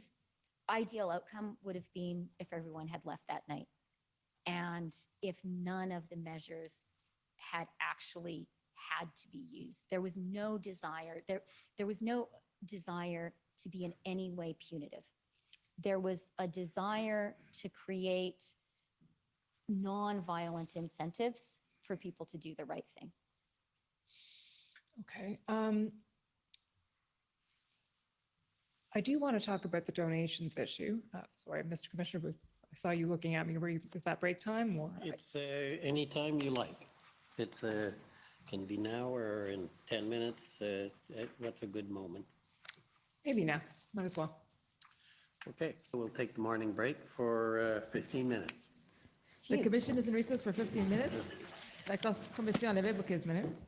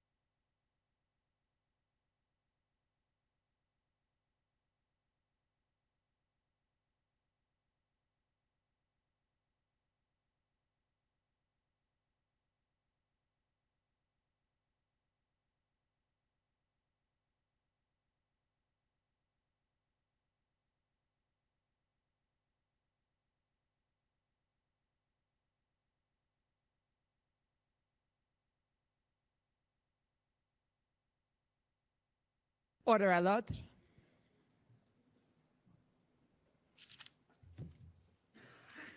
Okay. The commission is reconvened. La commission reprend.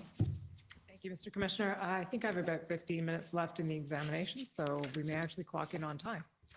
It's great. Minister Freeland, when we left off, the next topic that we planned on addressing was the issue of donations. And to do that, Mr. Clerk, can you please pull up SSM.can 403972?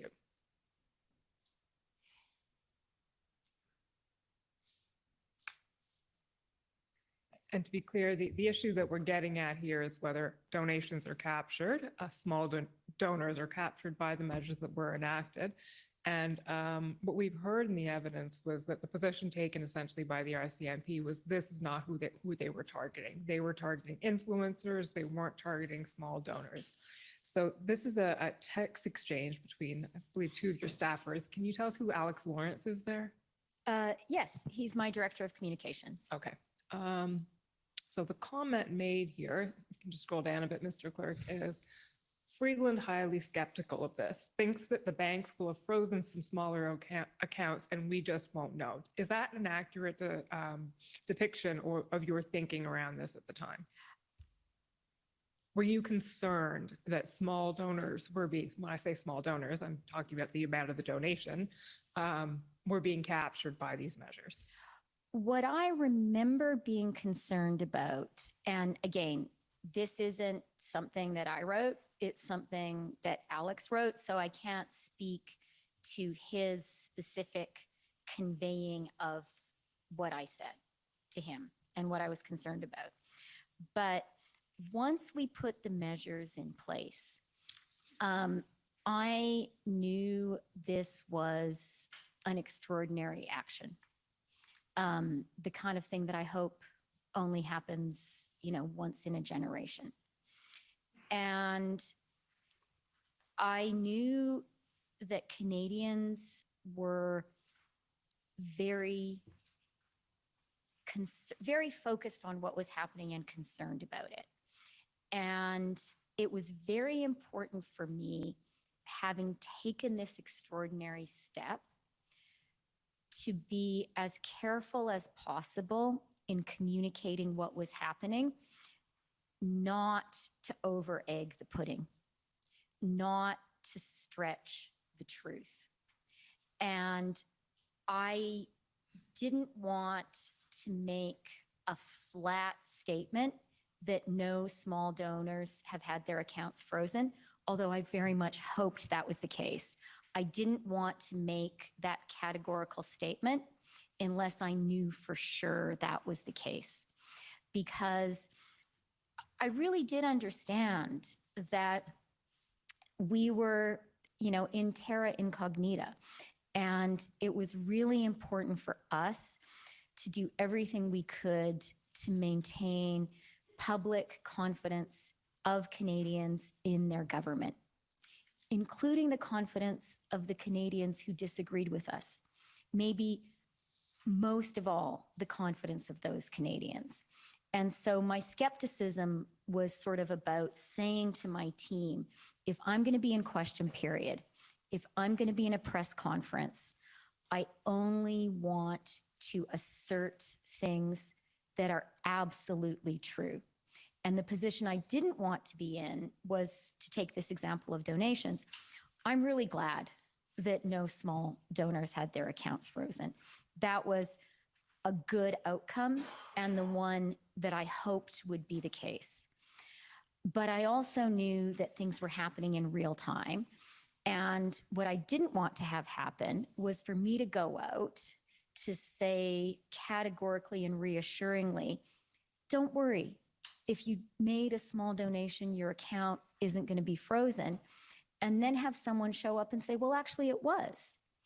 Because had that been the case, and had I categorically asserted otherwise, then people who already had real doubts about our government would be feeling, wow, these guys are even lying to us. So that's where my skepticism came from. Okay, so would it be fair to say then that perhaps the intention was not to capture small donations in the measures, but they weren't crafted in order to be able to avoid that outcome specifically, and therefore you couldn't guarantee that had happened? Yes. Okay. The next issue I want to address briefly is, Mr. Clerk, can you pull up ssm.nsc.can 50404? You mentioned earlier, Mr. Freeland, that one of the issues or one of the concerns you were hearing from the banks was that they were being put in the middle of this and essentially having to do there's action having to be taken on their specific parts. As a corollary to that, I hope that's the right document. If we go to the top of page 7, so there's the banks themselves, and then there's the issue of the bank employees themselves. So the people who are working there, who have now essentially become frontline officers in this particular area. You voiced this is the minutes of the February 19th IRG. The Deputy Prime Minister and Minister of Finance noted that in conversations with the banks, she is hearing concerns around the safety of bank employees, especially tellers who work at branches, who may be dealing with individuals who have had their accounts frozen. So what were you conveying there? What was the concern? What were you hearing? I was concerned about bank tellers. They are vulnerable. They're frontline people. They don't get paid that much money. They worked hard during COVID. It was important for me for them not to be exposed to any danger in all of this. And actually, one of the motivations for crafting the measures the way we did was to protect them. And you'll remember in the document we looked at from that Sunday, February 13th, a concern one of the CEOs expressed is absent a clear government instruction to the banks would be held responsible. And that was not fair or appropriate. And I actually agreed with that. And my central concern was, that some poor teller not get yelled at and be held responsible, and even be in a dangerous situation. And so that was part of the thinking behind having these measures, to give the banks at all levels, including the tellers, the ability to say, this is the government's decision. It's not my decision. If you're angry at someone, be angry at Chrystia Freeland. Don't be angry at me. And I think that's appropriate. Okay. And do you think that worked? Yeah, I think by and large it did. Okay, the next topic that I want to ask you about is, as you know, part of the commission's mandate is to examine the necessity of the measures that were taken and whether the measures that were decided upon and chosen by your government were the correct measures in the circumstances. So you've identified, and obviously identified at the time, choking off funding as an important part of how to bring an end to what was going on in Ottawa and across the country, funding of the convoys, the funding of the protesters.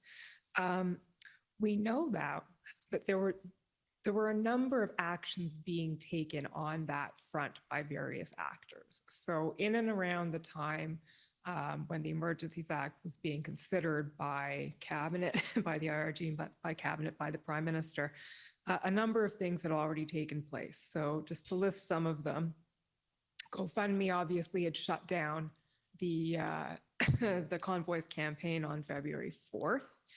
TD had, and by the way, all of these are listed in the crowdfunding overview report that you referenced earlier that I can take no credit for, but the TD had frozen accounts on February 10th, I believe, and the Attorney General of Ontario had obtained a restraint order And the Morava injunction process was in play and was eventually obtained on February 17th. So all this to say, there were various measures being taken by others designed to achieve a similar end, choking off the funding. And in light of that and knowledge of what was going on in that area, why did you conclude that it was still necessary for the government to do what it did with the economic measures?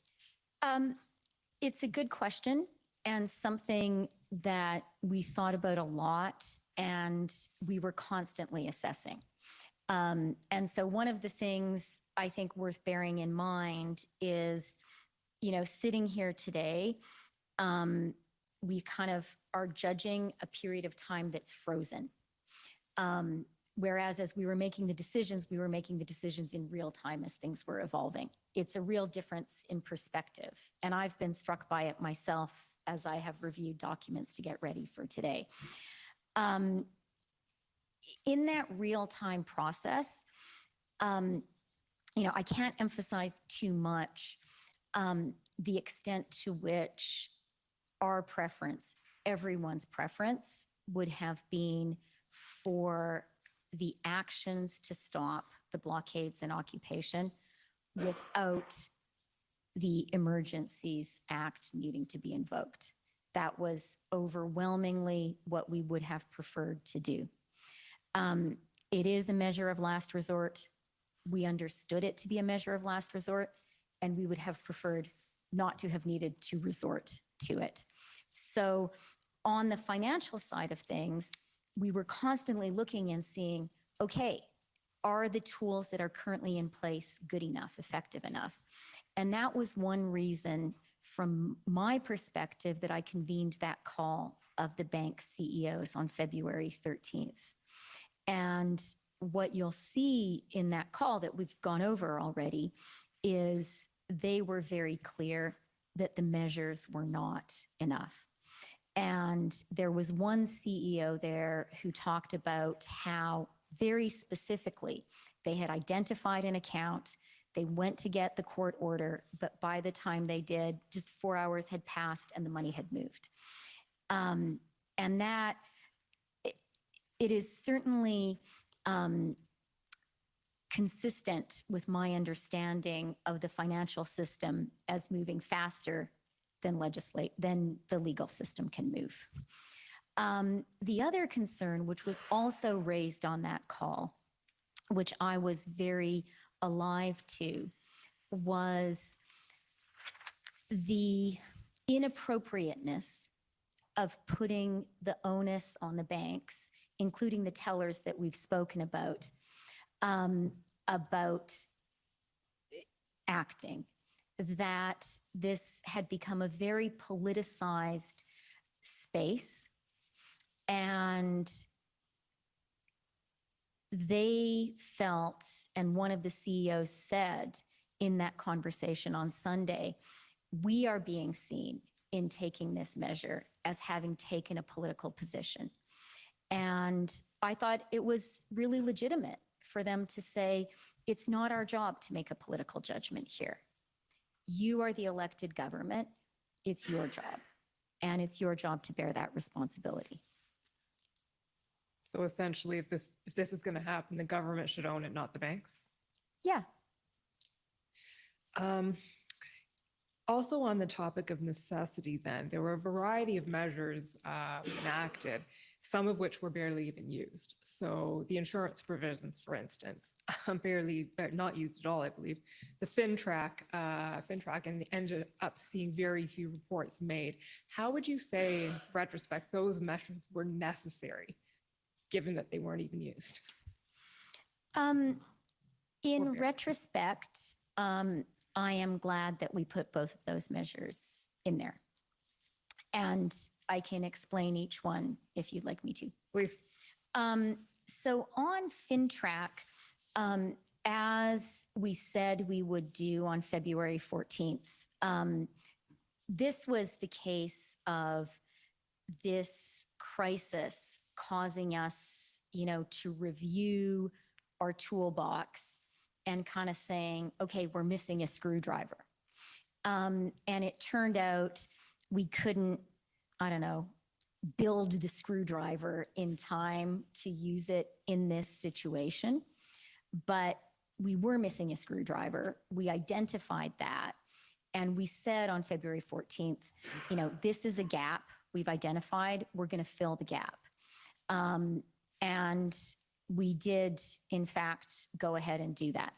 So FINTRAC now has those authorities, and that's a good thing. As it happened in this sort of fast-moving situation, the way FINTRAC works means there was a lag time between those authorities being granted to FINTRAC, not granted, being sort of put there in the measures, and that actually being actionable and meaningful in this specific case. I judge that to be a good thing because it meant that things came to an end quite quickly. But I also judge, as we judged at the time and as we said very openly to Canadians, and I don't think there's actually a lot of debate around this, that it's a good thing for FINTRAC to have this authority. So that's FINTRAC. And it was also appropriate, as was the case, that in the emergency measures, that specific extra power was limited just to the time of just to the actions in the measures. It wasn't a universal granting. We went back with regulatory changes to give that authority to FINTRAC in a permanent way. And I think Isabelle Jacques has explained that, I guess theoretically a person could say, well, why not just take that regulatory action on February the 14th or February the 15th right away rather than put it in the emergency measures?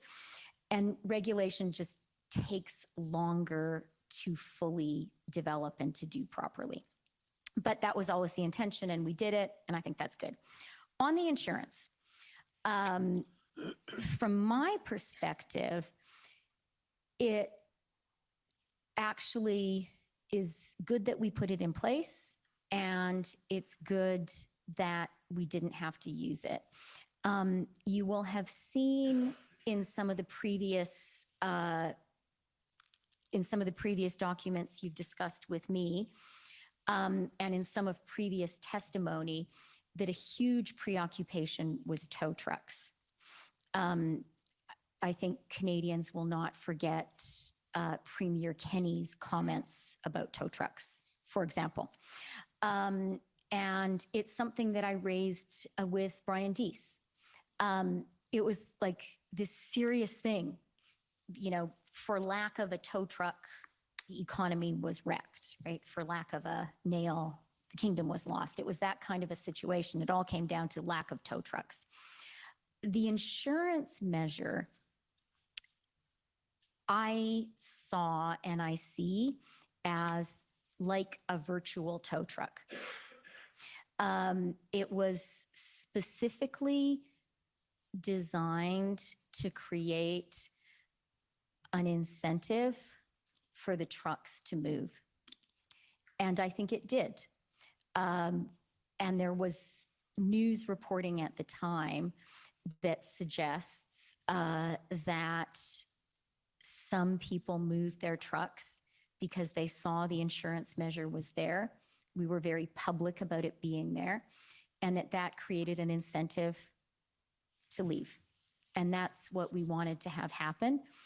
I see the fact that it didn't ever have to be used as a feature, not a bug.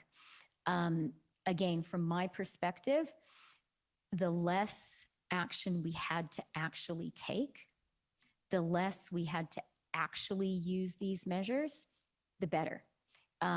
If the measures had been effective purely upon being announced, creating a deterrent and an incentive for people to leave, and if that had happened in 24 or 48 hours and no accounts had been frozen, that would have been a wonderful outcome. I think you've coined a phrase there. We've been at this for 7 months, and virtual tow truck is not an expression we've yet heard. But getting back to the the substance of what you were saying there. Would it be fair to say, or the emergency it was revoked within about a week, the declaration of the emergency. Did it end faster than you expected it to?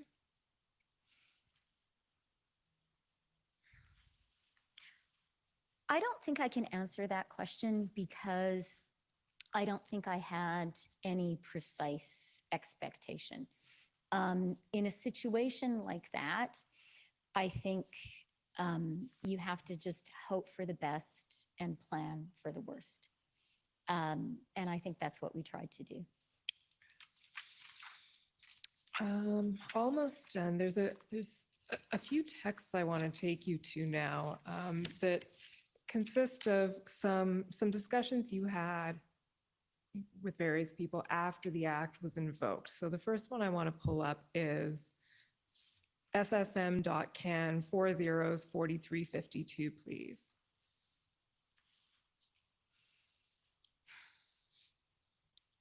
So this is a discussion you had with Perrin Beatty. Can you just explain for the Commission's benefit who Perrin Beatty is?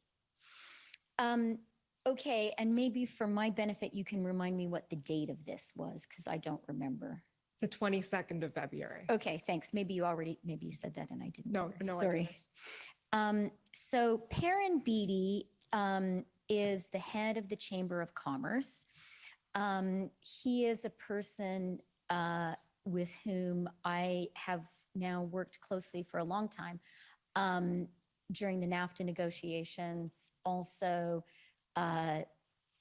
during the COVID recession when we were working on our economic response.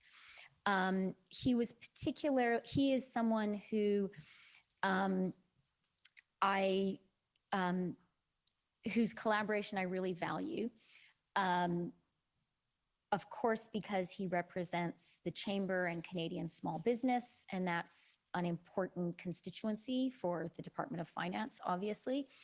But also because Perrin is a former Conservative cabinet minister, and in fact is the guy originally responsible for the Emergencies Act. But in his capacity as sort of a former Conservative cabinet minister, I do think that where possible, it's really good for a Liberal government to try to have good relationships, good working conversations with former Conservative ministers, to understand that point of view, to,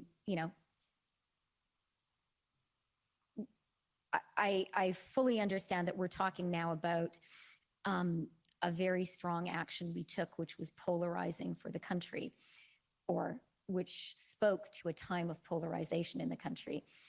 But Perrin specifically for me is an example of a person with whom I work hard to maintain a relationship, because I think where we can have consensus in Canada, where we can work across partisan lines, and we can't always do that, but where we can, I think that's good for the country. Okay, so let's see what Mr. Beatty wrote to you. So presumably you were texting him about the invocation of the act, and he writes, "Hi, Chrystia.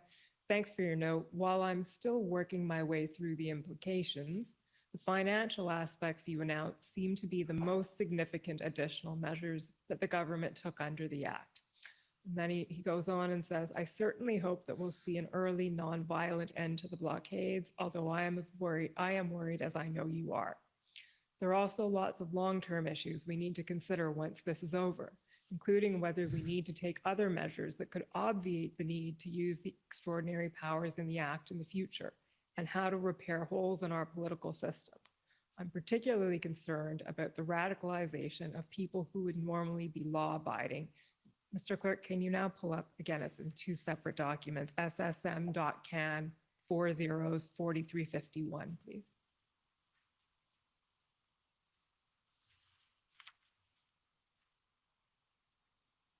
So scrolling down until we get to where we were.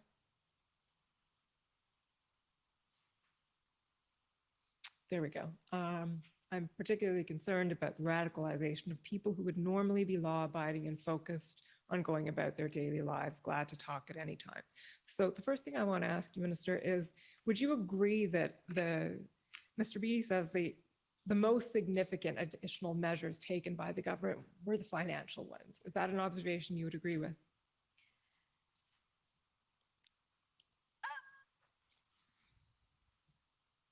I think they were significant for sure, and effective. I'm not sure I would say they were the most significant, but I think for sure they were significant. And the other question I want to ask is, Mr. Beattie raises the issue or the possibility of considering other measures that could be taken to obviate the need for the Emergencies Act. Do you have any comment on that aspect of his? I think that's a question for Perrin. Okay, fair enough. And perhaps even a question for the commission as we head into policy week next week. Perrin actually, I mean, quite seriously, I think Perrin Beattie would be a very good person to talk to about this. Thank you. Okay. He's very thoughtful and yeah. Which is why you were approaching him about this and at this time. Okay, so I think that's probably enough of Mr. Beattie's observations. The other person, do you recall a phone call or a conversation with Brian Mulroney, former Prime Minister Brian Mulroney, about this? I did not recall it at the time, and sort of it didn't immediately come to mind, but having reviewed my own notes, I do see that I spoke to him. Okay, so if I pull up the notes, will you recognize Yes. the conversation? Okay, so it's ssm.can 408764.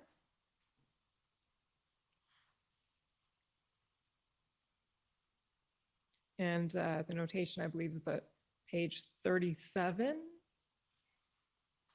There we go. So you'll have to forgive me if I butcher this in deciphering the handwriting, but Mulroney, you have conducted, I guess, yourself in such a way, and then flipping to the next page, there's not much else there. Emergencies Act, I brought it into law, so I am in favor of it. The thing in brackets protests are over, and then scrolling down, I'm glad I brought. Yeah, I'm glad I brought in that legislation. So do you have any recollection of this conversation and why you would have approached Mr. Mulroney about this?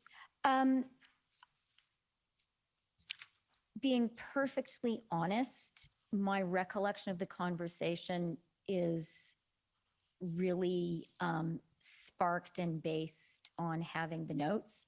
There was a lot going on. That's why I take notes. I do think actually that the conversation was mostly or was a lot about Ukraine and Russia.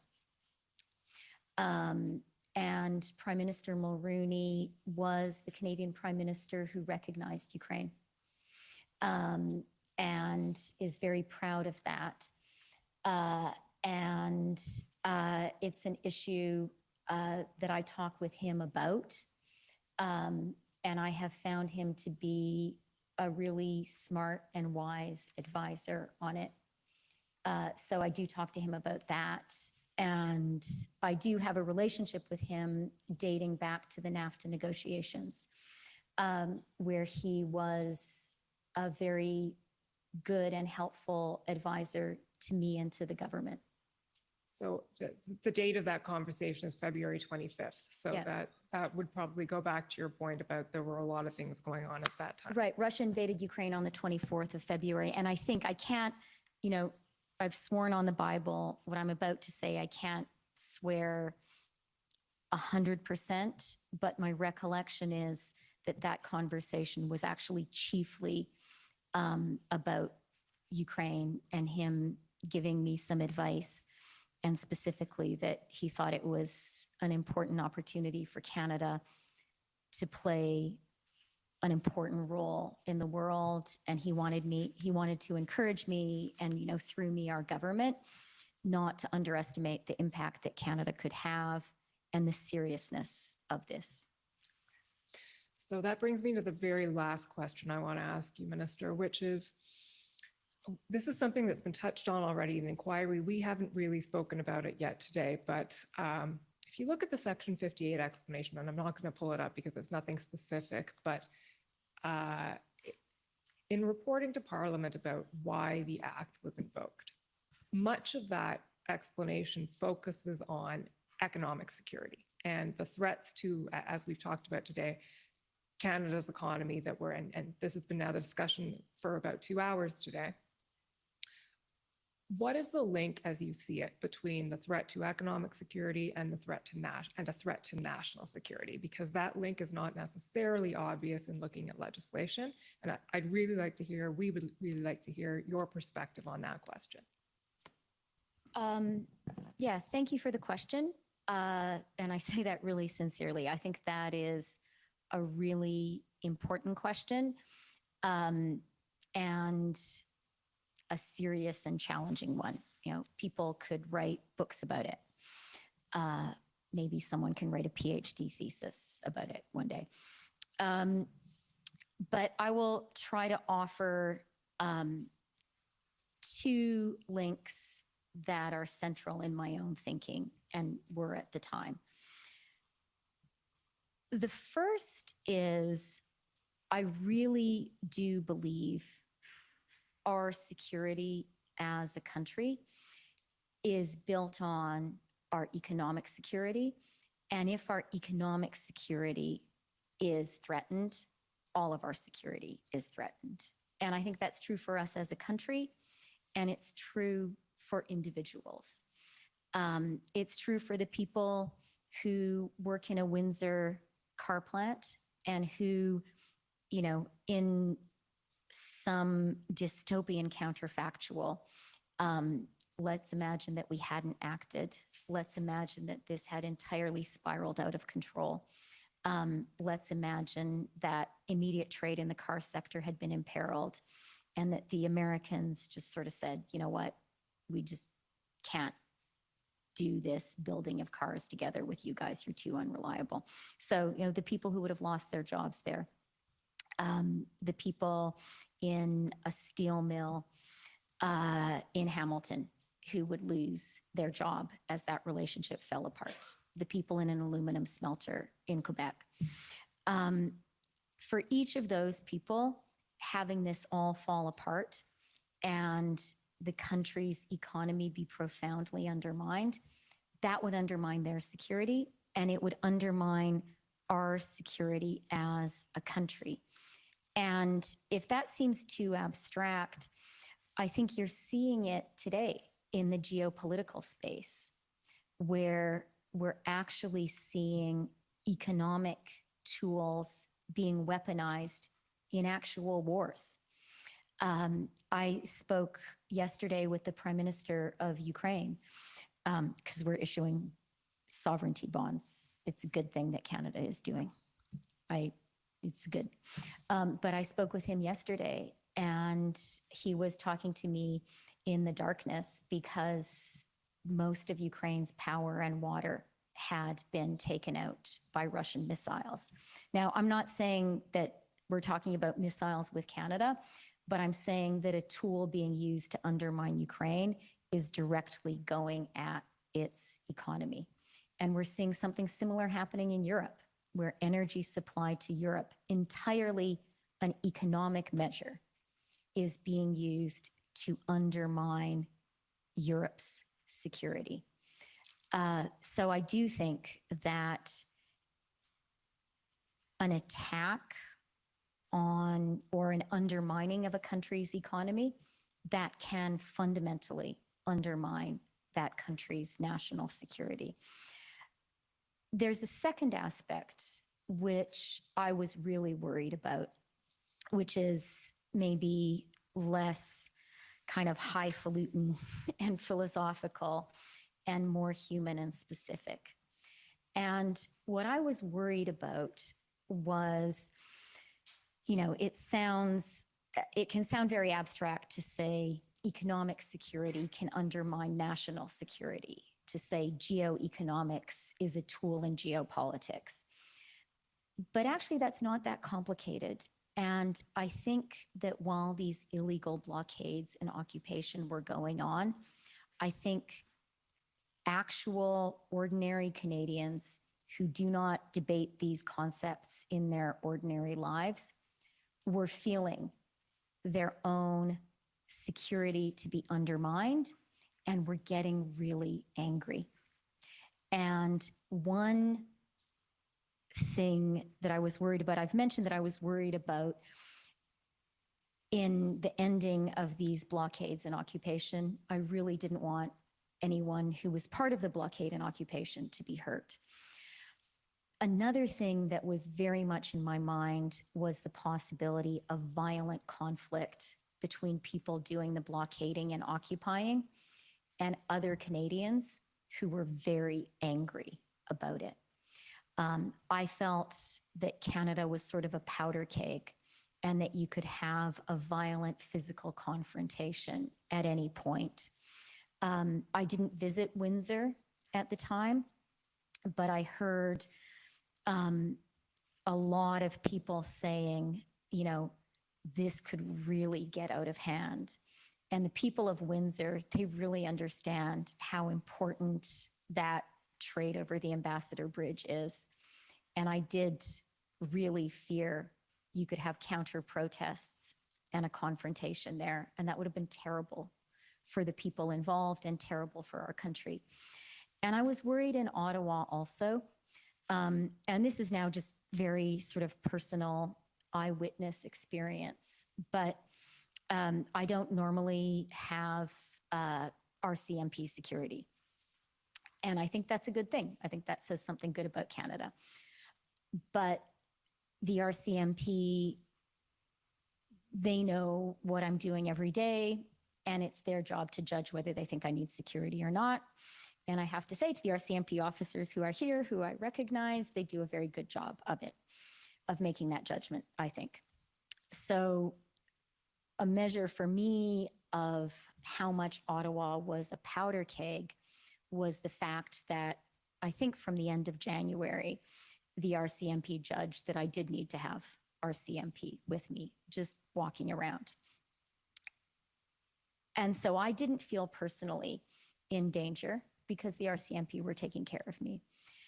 But I do remember one morning, and I'm sorry, I didn't write it down in my notebook, so I can't tell you the date. But I remember one morning when I was walking from my hotel to my office, I walked past a parked truck, and there was a young woman walking there too. And the truck honked really loudly. And she shouted something not very nice and made an obscene hand gesture. And the truck honked again really loudly. And I was really glad that I was there, and more importantly, that the RCMP was there, because I thought this is exactly the kind of thing. Like, imagine no one had been there. It was just this small young woman and this big truck and a person in it. And she was mad. And I just thought, you know, there are dozens and dozens of these things happening every day. And, you know, God forbid that one of them should actually flare into violence and physical harm. So I was worried about that too.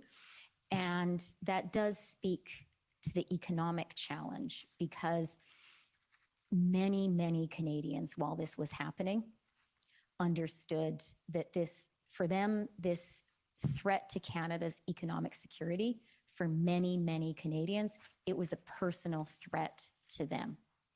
And they felt that their government was not protecting them. And they were right. We weren't for a while. And it was a real danger, I think, that totally understandable and reasonable feeling that my economic security is being undermined by these illegal blockades and occupation. My government isn't taking care of me. Maybe I have to take care of myself. And that would have been terrible had that happened. That's why we have a government. Thank you, Commissioner. Those are my questions. Okay, well, thank you. So we're now, we'll move to the cross-examination portion. First, I'd like to call on the convoy organizers for first to go ahead, please.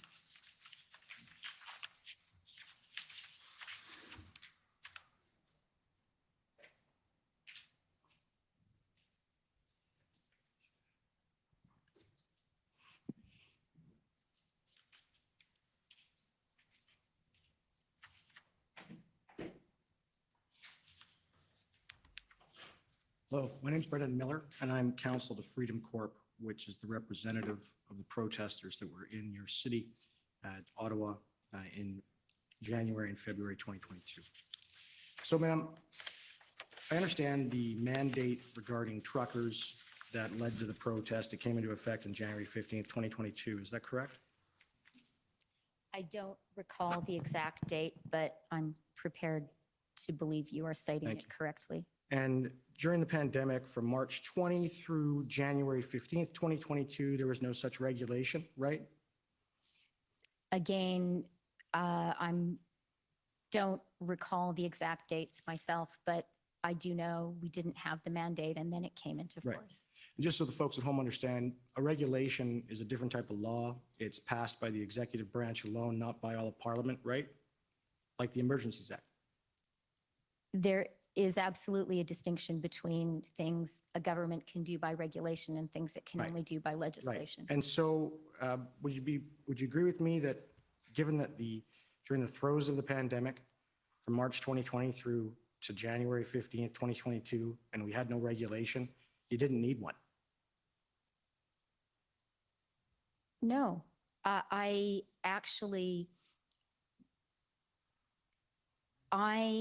believe that taken as a whole, the public health measures that Canada put in place were very, very important. in Oh, I understand, protecting the ma'am, health but and I'm just safety of gonna, I only Canadians. have so much time, so I'm going to cut you off there. And you'd agree with me that given that there was no regulation in place from March 2020 through January 15th, 2022, during the throes of the pandemic, there was no reason to pass one on January 15th, 2022, was there? There was no health risk. No, I'm afraid I don't agree. In January, we had an Omicron wave. We were still fighting COVID, and there was a real value in encouraging as many Canadians as Okay, possible to get But, vaccinated. but so the purpose was to encourage Canadians to get vaccinated, to compel them to get vaccinated. Is that fair? That's right. All right, so that was the purpose of the regulation. That was the true purpose. It wasn't to keep people safe, it was to get them vaccinated. I believed then, and I believe now, that creating strong incentives for Canadians to be vaccinated protected the health of Okay. vaccinated Canadians and protected the health of So- our country overall. Okay, so from March 2020 to January 15th, 2022, did you fail to protect Canadians by not having that regulation? Let me start with one aspect of that timeline, which is obviously when COVID first hit us, vaccines didn't exist. And then even when vaccines arrived, it took time for them to be distributed. So of course, vaccine mandates couldn't be put in place before vaccines existed or were made available. So, and of course, the government, you ended up creating a vaccine compensation fund in December of 2020. Do you remember that? Yes, I do. Right. And you're aware that Quebec had a vaccine compensation fund and it was the only province that actually had one prior to that? I am prepared to accept that that's the case. I can't recall specifically. And can you agree with me that the United States has a federal vaccine compensation fund? always Again, has for a I'm long time. prepared to accept Okay. that that's the case. So from 1867, when Canada was founded, up until December of 2020, Canada had no federal vaccine compensation fund. Can you agree with that? Again, I'm not an expert in the history of vaccine compensation funds in Right. Canada. But you can agree the first compensation fund in Canada for vaccines came about only because of the COVID vaccines, correct? Again, I'm really not an expert in vaccine compensation funds. If the direction of the question is to suggest that the COVID vaccines are more dangerous in some way than previous vaccines we've used in Canada, I'll say one, I'm not a health expert, I understand. but I believe very much in really the advice, the effectiveness, the thoroughness of Health Canada. Okay. They're very good I- at judging I the agree. safety of vaccines. Just And a I second. will say, I agree. have been vaccinated 4 times. My children have I been understand, vaccinated. ma'am, I don't need to know that. But But it I does don't- speak, it does speak to my confidence in the vaccines. I If I've understand. had I my don't- children vaccinated, it speaks to my Ma'am, belief that they're Please safe. stop talking out the clock and let me ask my questions, okay? So, Well, it's a bit of a trade-off. You make a statement and you say, do you agree? And she qualifies the answer. That's appropriate. okay, so ma'am, if that's the case, then did Health Canada advise you to enact this regulation? The mandate, Yeah, again, I'm not the health minister, and I'm not going to speak to specific moments that we had advice. But Okay. what I will say is we were very careful and thoughtful throughout COVID in the public health measures that we Okay. put in place and acted based on advice of PHAC. right. And so that mandate was only in place until June of 2022, right?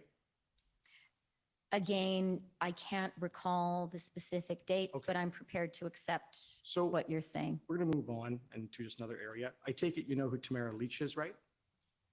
I don't know her personally, but I have read about her. Yeah, and you know who Chris Barber is?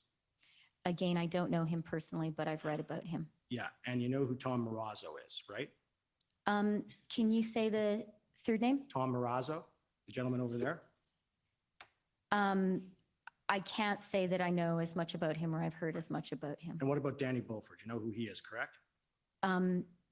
What was that final last name? Danny Bulford, he used to be with the security team for the RCMP with the Prime Minister. I'm afraid I'm not Okay, so familiar with that final name. so, Tamara Leach and Chris Barber I've heard of, yes. and when you were making your decision with respect to invoking the Emergencies Act, you'd already heard about Tamara Leach and Chris Barber? I had heard of their names, yes. Yeah, and there's some discussions about them in some of the records. There was issues, you knew who they were. I had read their names in the media. Yeah, and you knew about that before you invoked the Emergencies Act. Again, I can't say 100% not having reviewed what I read, but my recollection is they were reasonably prominent. And so I think it's reasonable to think that I would have read their names. And of course, you know Tamara Leach, she's a Canadian. Again, I haven't familiarized myself with her Okay, biography and before she's- coming here. She's from Alberta. Do you know that? Where you're from? I really haven't studied about Okay. her before coming here. I want to be careful that I say things I know for sure are true. I am certainly Canadian and I'm born in Peace River, Alberta. Okay. Is Tamara Leach a terrorist? In terms of designating who is a terrorist and who isn't, that is not my job as Minister of Finance or Deputy Prime Minister. Okay. We have authorities whose job is to do that. Right. And so it's not your authority to designate Tamara Leach, Chris Barber, Tom Marazzo, or Danny Bulford terrorists. That's somebody else has to do that. Yes, we have intelligence services, we have enforcement agencies whose job is to determine who is a terrorist. And Okay, that's so- entirely appropriate. It's, Can I bring up? can I say document- one thing about Yeah, that? just a second. If I can bring up document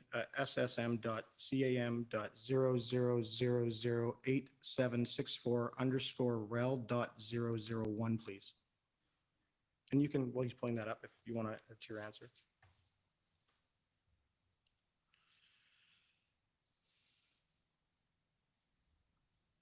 Okay, if we can scroll down to page, I believe this is a note with Dave. What page? 12, page 12, please. And this is a note that I understand you wrote with Dave from CSIS. That's 11. And this is a meeting with Dave from CSIS. And if you scroll down, keep going. Okay. And there you say that you need to designate the group as terrorists. So, but it's not your job, but you wanted to designate them as terrorists, right? So that handwritten note in my notebook. I can assure you that was not a meeting with the director of CSIS, with That's, whom I didn't have a meeting. it says, okay, it's with David Vignon from CSIS. It doesn't say that. It says it's with a gentleman called Dave. Which Dave? That meeting, that is not an account of Which a Dave? meeting with Dave Vigneault because I didn't Which Dave have are you- a which meeting Dave is in with those the notes, CSIS ma'am? director. Which Dave is in those notes? What's Dave's last name? I need to see my whole notebook that you're referring to, but I can tell you It for only says certain. Dave. I can tell you for certain that I did not have a meeting during this time with the CSIS director. Okay, so I can exclude that 100%. I'm just gonna, this isn't a document, I don't need to bring it up, but you stayed in the House, Mr. Speaker. The members opposite has just used the bad apple excuse. She has excused the desecration of the national. Yes? Something that the Deputy Prime Minister said in the House. Yeah. There's an objection there for parliamentary privilege. This is a parliamentary commission. There is no parliamentary privilege. It does exist. Parliamentary oh, privilege does absolutely, but- exist. It does exist, but because this is a report to Parliament pursuant to the case I gave you earlier in McIver, it doesn't apply. You can actually ask all of it because we're carrying out a parliamentary function and there's no liability here. It's just a report to Parliament and the Federal Court of Appeal has agreed. I'm not aware of that. I gave you the McIver case quite a while ago when we talked about the objections. And I think, yeah, it's there. Well, I'd ask my friend the document that he's referring to so that we know what he's talking about, so we can understand the parliamentary. This is privilege issue here. just a statement from the Deputy Prime Minister in the House. And Mr. Speaker, the members opposite this is what it says, use just the bad apples excuse. She has excused the declaration. I think we're going to have to sort this out because I don't think at this stage, and I apologize, I'm not as familiar with you as you are about that case, and clearly the Crown is not either, the government, so I think we're going to have to find that. So I'd like you to hold that Okay, I'll come back to question. it.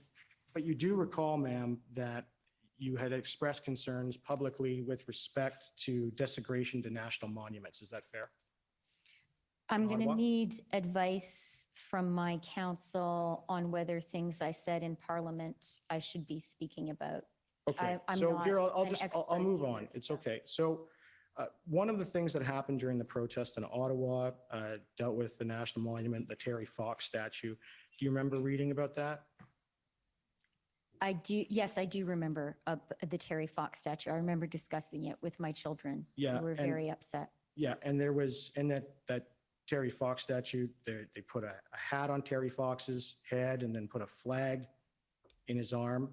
And then there was a mandate freedom sign on it. I don't remember specifically Okay.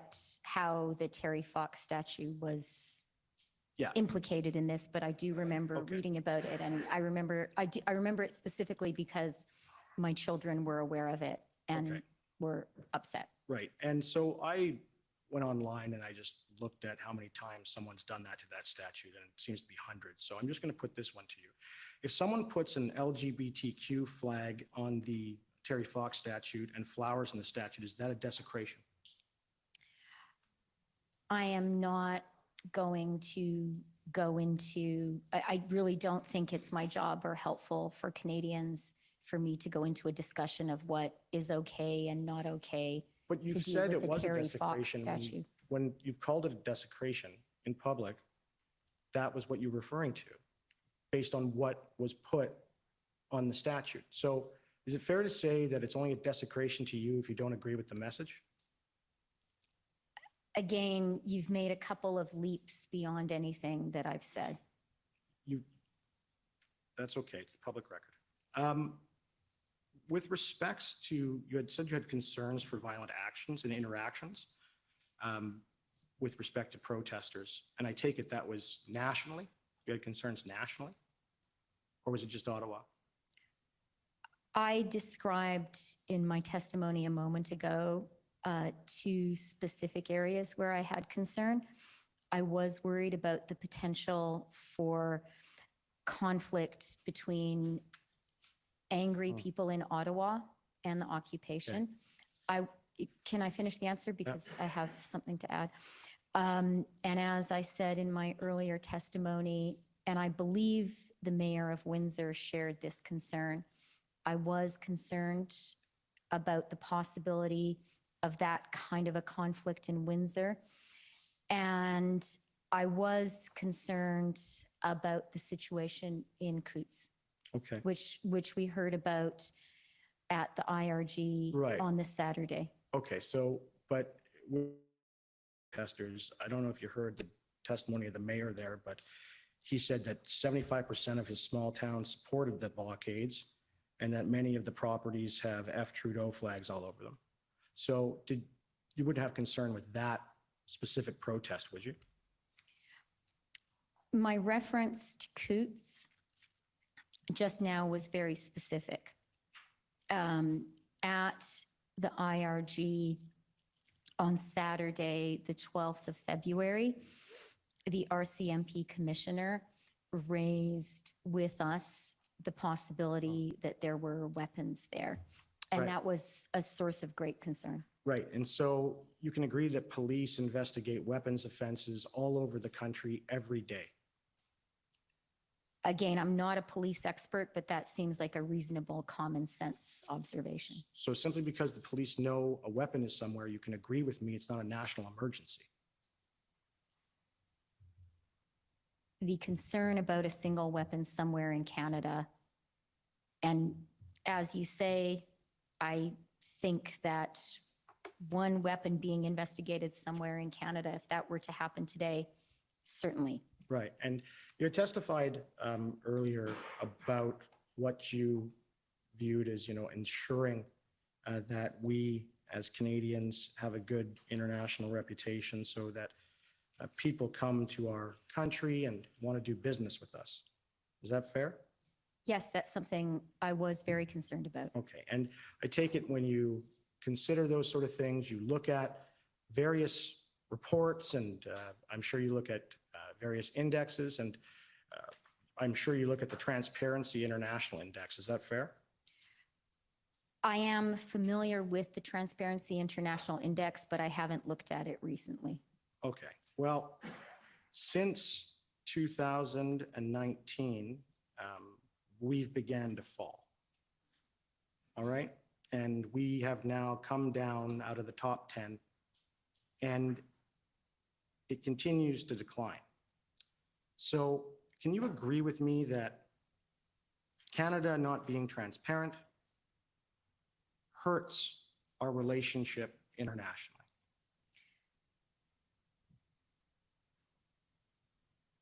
I have to say that I disagree with the premise of the question. I think Canada is a very transparent democracy.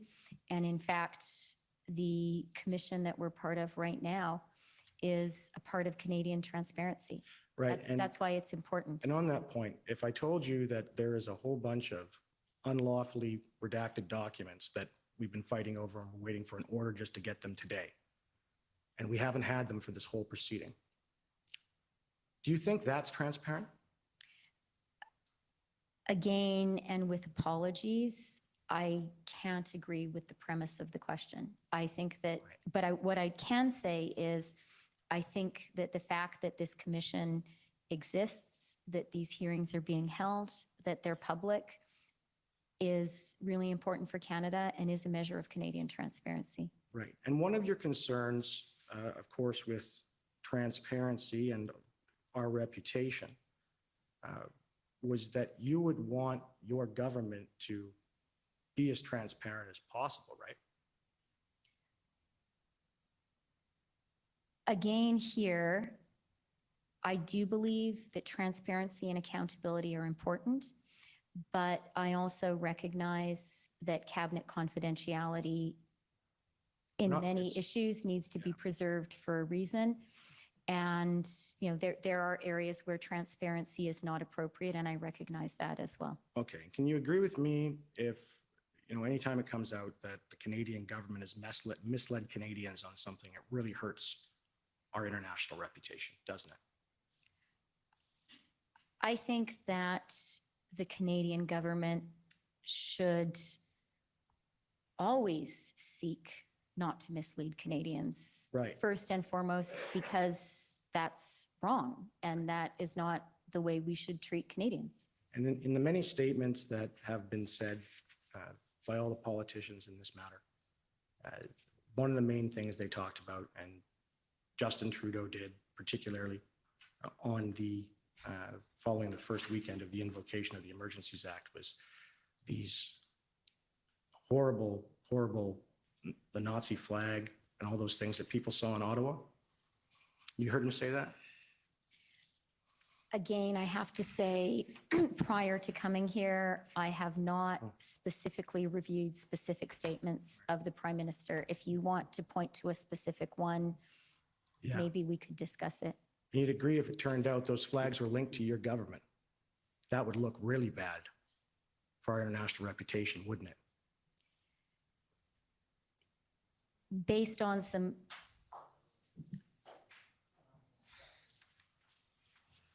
Okay, next, if I could call on the CCLA, please.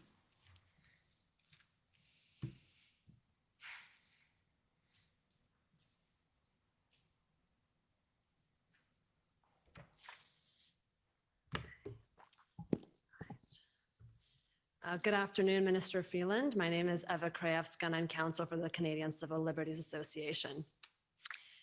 Minister Freeland, I'd like to start off with going back to your testimony in chief with respect to the Ambassador Bridge. If I understand your testimony correctly, you stated that the blockage of the Ambassador Bridge escalated matters in your mind significantly. That's fair? so first of all, good afternoon, Ms. Krajewska. Nice, well, maybe I shouldn't say nice. Maybe you can tell me that later. Yeah, but good afternoon, and I will try to answer your questions. And I think when you say testimony, you're referring to the Your 2 exchange hours with Ms. this morning. Chowdhury. So try to be precise, yes, as finance minister, in my judgment around the economic impact of the illegal blockades and occupation, certainly the blockade of the Ambassador Bridge was a very significant escalation. Right, and precisely the words you just used now, it was at least at that point, if not earlier, that to your mind, the blockades and the demonstrations became illegal. No, I don't think I want to be so precise about that. What I am very clear about is the blockade of the bridge made this a real economic crisis for Canada.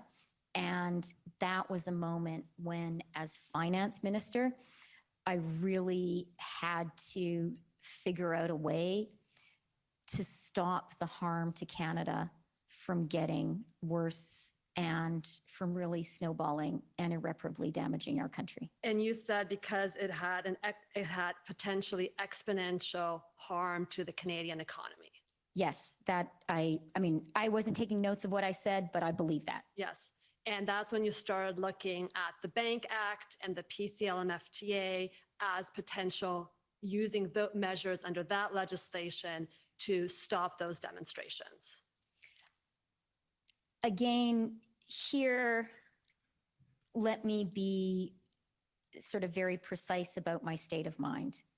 From my perspective, we had a number of different, but certainly inspired by one another, occupations and blockades across the country. There was the occupation of Ottawa, and I can't tell you the chronology of them. I'm sure you're familiar with them. But so there's the occupation of Ottawa, there was Coutts, there was Emerson. In terms of economic impact, the Ambassador Bridge was the most significant. There was also, I believe, Sarnia, Niagara, and Surrey. So from my perspective, what was happening was this kind of metastasizing whack-a-mole copycat events around the country. And some of them had a greater specific economic impact than others. The Ambassador Bridge sort of stepped up the impact, but it was not the case, in my view, that this was just the Ambassador Bridge. And I didn't, that was not the purpose of my question, that Okay. it was only about the Ambassador Bridge. I understand your evidence that the blockades generally had a significant economic impact on Canada that you were concerned about. That's fair. Again, can I say yes and offer an explanation? I'm not trying to make this controversial or to trap you. no, I'm just trying to establish this to move on to my next point. Okay, well, I would just say you are a lawyer, so a person does have to be careful. Yeah. And I say that with the greatest respect for all the lawyers who are here. But look, the point that I just want to be clear about, and I do think that there has been in some of the public thinking about this a lack of clarity, is from my perspective, one way that you could look at the economic harm was what happens every day arithmetically and just add it up. From my perspective, that grossly understates the potential economic harm that was being done. Because what I was really worried about was that as this goes on, every single hour, more damage is done to American confidence in us as a trading partner, and more damage is done to us as an investment destination. Witness the Banana Republic comment. Right, and exactly. So you were concerned that this economic disruption was painting Canada as politically unstable, not a place that is safe to invest for, and potentially a Banana Republic, which by definition is an unstable country. That's I mean, fair. Banana Republic wasn't my term, but it No, was a it's term not. that had an impact on me for sure. Okay.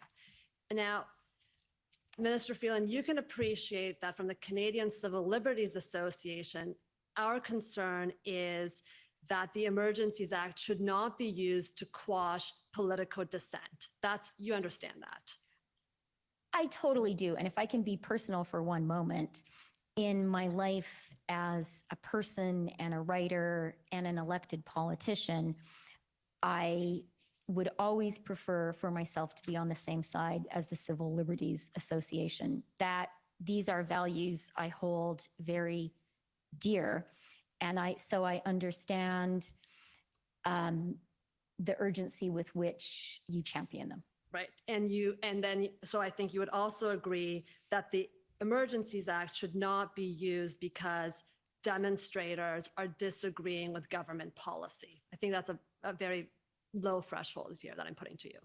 Yes, I absolutely agree with that. And I think you also know in your life, both as a journalist and as a minister, that on occasion, the right to freedom of assembly and freedom of expression includes actions that are of civil disobedience. I do recognize that that sometimes happens. And I also recognize that laws are enforced against people committing acts of civil disobedience. People can believe in something and can bravely commit those acts and pay the price of the legal penalty. And exactly. And civil disobedience will on occasion also involve serious economic disruption. And I'll give you a few examples. A general strike is a form of civil disobedience that causes economic disruption. You'd agree with that? If the tendency of these questions is to equate the economic harm that was being done to Canada and that would have risen had these illegal occupations and blockades continued with the harm done by a general strike, then I strongly disagree. Okay. And sometimes blockades by Indigenous people cause economic harm, correct? They do. And sometimes occupations like Occupy Wall Street or Occupy Toronto may cause economic harm.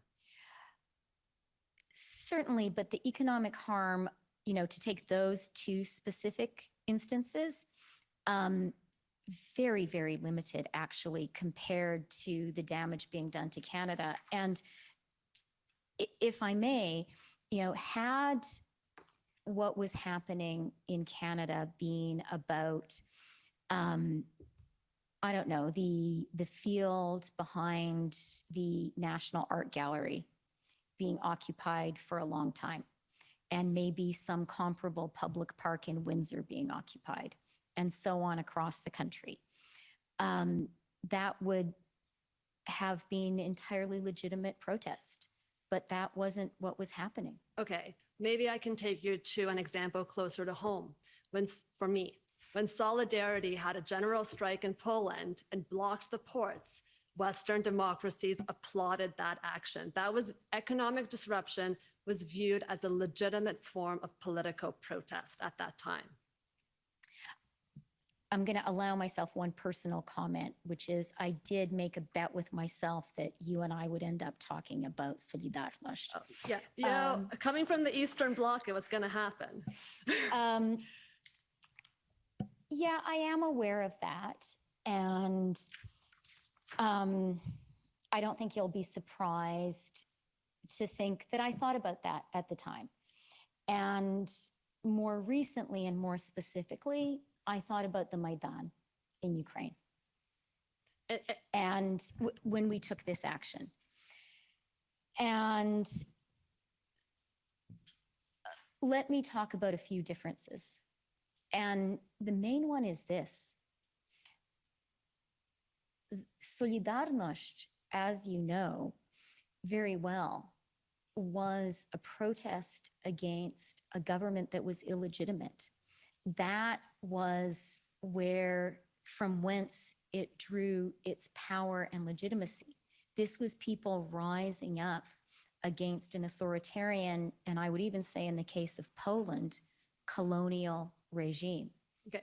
In Canada, what happened was a democratically elected government that was actually acting on policies that we had campaigned on just that summer. So it was a fresh democratic mandate. There was no lack of transparency with the people of Canada. And people who disagreed with those policies were holding the country's economy hostage. Okay, Ms. And Spear, that was not appropriate. I do want to raise a concern. I'm assuming you're not saying that democracy only operates at the time of casting our ballot. Obviously, I think you acknowledge that we are able to protest in between those times. So even after you were democratically elected, people could protest your government's policies, correct? 100%. And I am in no way suggesting that the act of protest is anti-democratic. On the contrary, the right to protest, I think it's a feature, not a bug of democracy. But what I was saying, which I believe very strongly, is there is a big difference between acts of popular resistance and even revolution against an authoritarian regime and protest in a democracy.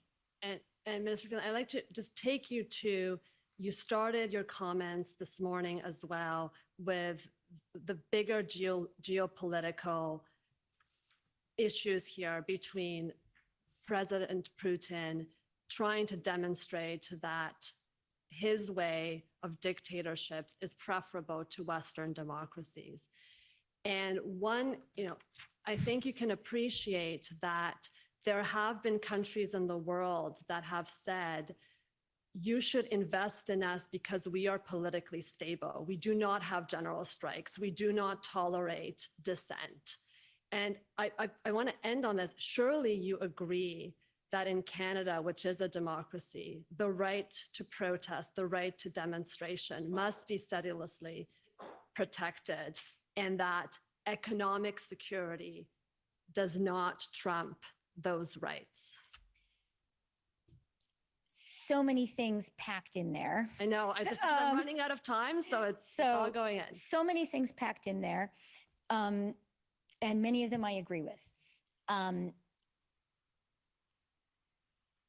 have reported on a lot of authoritarian regimes that spoke about their stability as something that should be attractive to investors. And clearly, I strongly disagree with that argument. My concern when it came to the economic security of Canada was about our ability not to not have political debate. Political debate is a sign of a healthy society. The fact we're having this commission, that's a healthy democracy. The fact that in question period we yell at each other, I really don't like it, but it's a sign of a healthy democracy. What was undermining of Canada's economic security sufficiently dangerously that I believe we needed to act, and it was the right thing to do, was that our trade was being stopped and was being seriously blocked.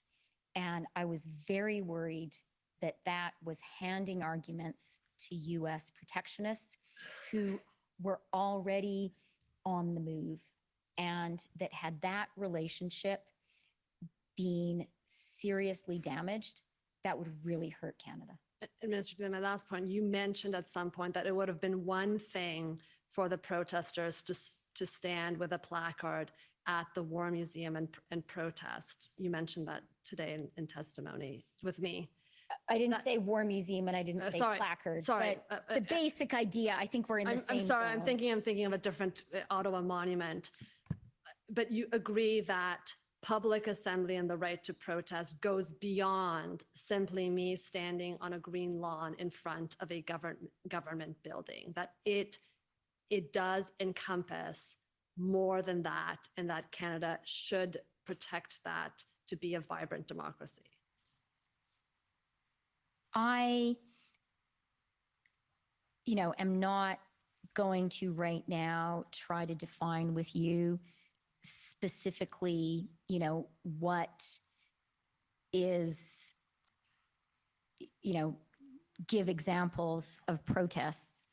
But what I will say, and I really agree with, and I think one of the lines that very much in my mind in this decision is I do agree with you that in a democracy, the right to protest is important and has to be protected. And yeah, that's such an obvious statement, and I agree with that. And I agree, so since it's obvious, I'll say it and I won't gild the lily. Thank you. Thank you, Minister. Thank you, Commissioner Rouleau. Okay, we have 5 minutes left. I don't know if the Canadian Constitution Foundation wants to start or...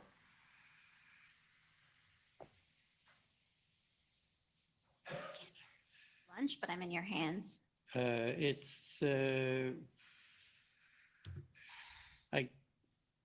don't know. I think we'll adjourn for lunch. How's that? Okay, great. Thank you. And we'll come back then at 2 o'clock. The commission is in recess until 2 o'clock. La commission est levée jusqu'à 14 heures.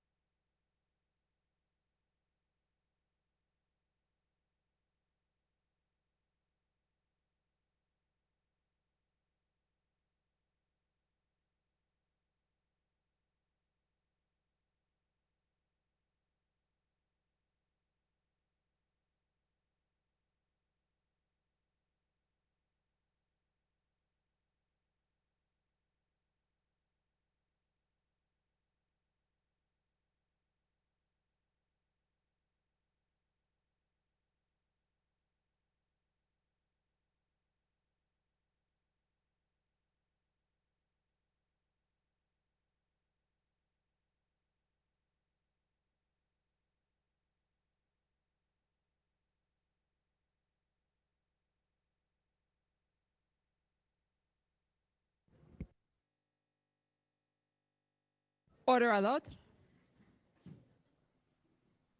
The commission is reconvened. La commission reprend.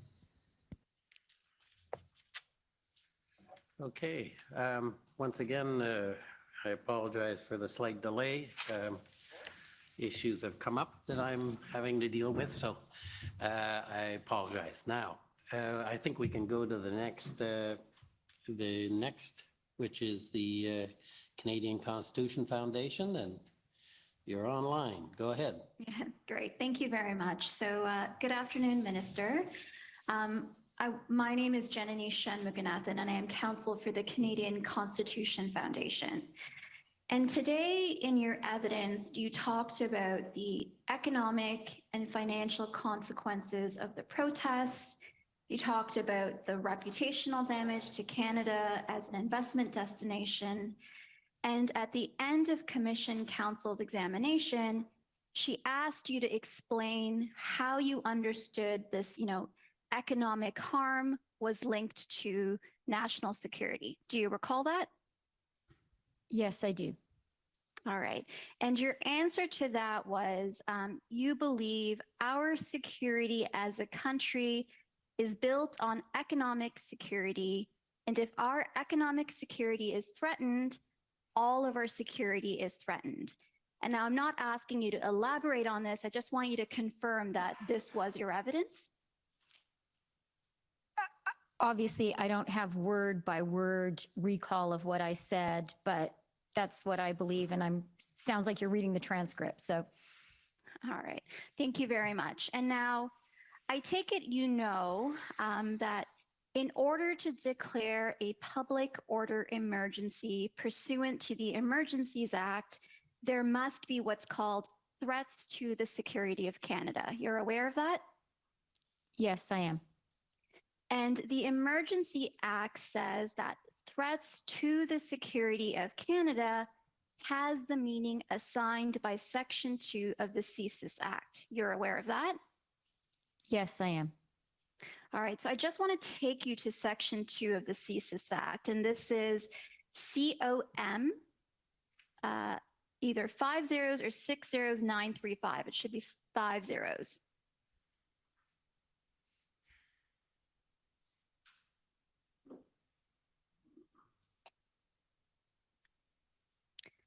If I can take to page 8, please.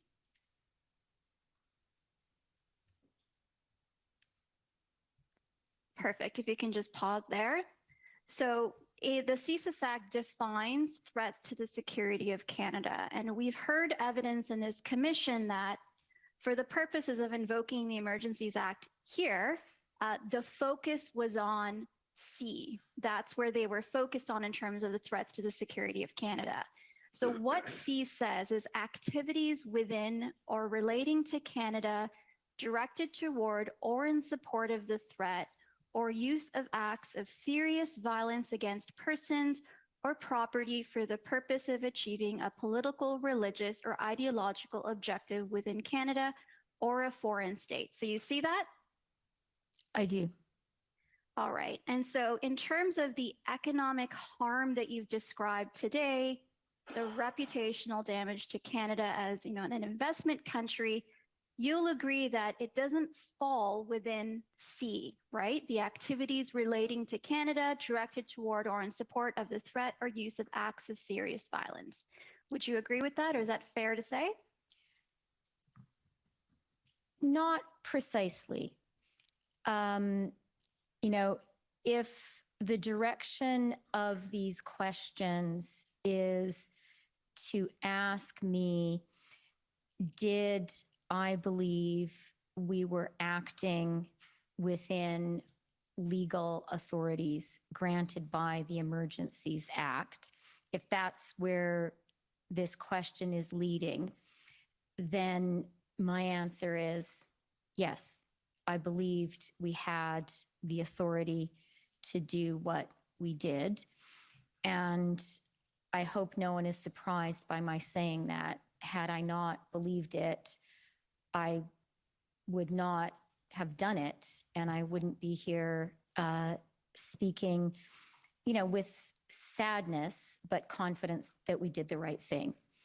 So my question was whether the economic harm that you've described today falls within the definition found in C, which speaks specifically to the support of the threat or use of acts of serious violence against persons or property for the purpose of achieving a political, religious, or ideological objective within Canada or a foreign state. Does the economic harm you've described today fall within C?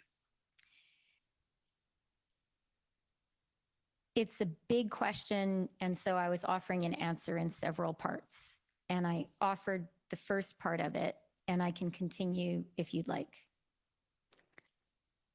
No, I mean to be respectful. I just want to know, I appreciate that your position is that Canada acted within lawful authority to invoke the Emergencies Act, but I just want to understand if the economic harm that we spent a lot of today talking about, whether that falls within the scope of C.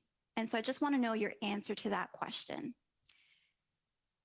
And I also really do want to be respectful and answer this really important question. But it's a big question, so I'm going to have to take it in stages. And I offered the first stage. I can carry on if you'd like. Sure. So that was my first stage. Second stage is in terms of, one of the things that this commission is, I think, quite rightly investigating, was the government acting within its authorities. For me, as finance minister, an important factor in the judgment I came to, which is that we was the expert advice that we received. I'm not a lawyer. I rely on the judgment of officials who advised us and on expert legal advice. And I say that even as I am very confident that it was the right decision and confident in taking personal political responsibility. I can also speak to what I saw and experienced and believed that falls within the scope of the serious violence against persons or property point. But I do want to be clear that I'm not speaking here as someone with an expert legal opinion, but I'm speaking as a minister who made a political judgment and as someone who was also in Ottawa. So some of the things that factored into my thinking about it were, as I described in my testimony this morning, a real concern that we were in a tinderbox situation where the economic threats and the threats generally and the damage that were being created both by the Ottawa occupation and the Ambassador Bridge did risk, I felt, at every moment, some kind of conflict between protesters and counter-protesters. I saw that and experienced it myself, just being a person who was in Ottawa. I felt it was a tinder keg that could be sparked at any moment and was therefore very dangerous. And although I didn't see it myself, I heard accounts of Windsor of a situation there, which I found to be very credible. I was also influenced, can I say one more thing? Sure. Which speaks to this.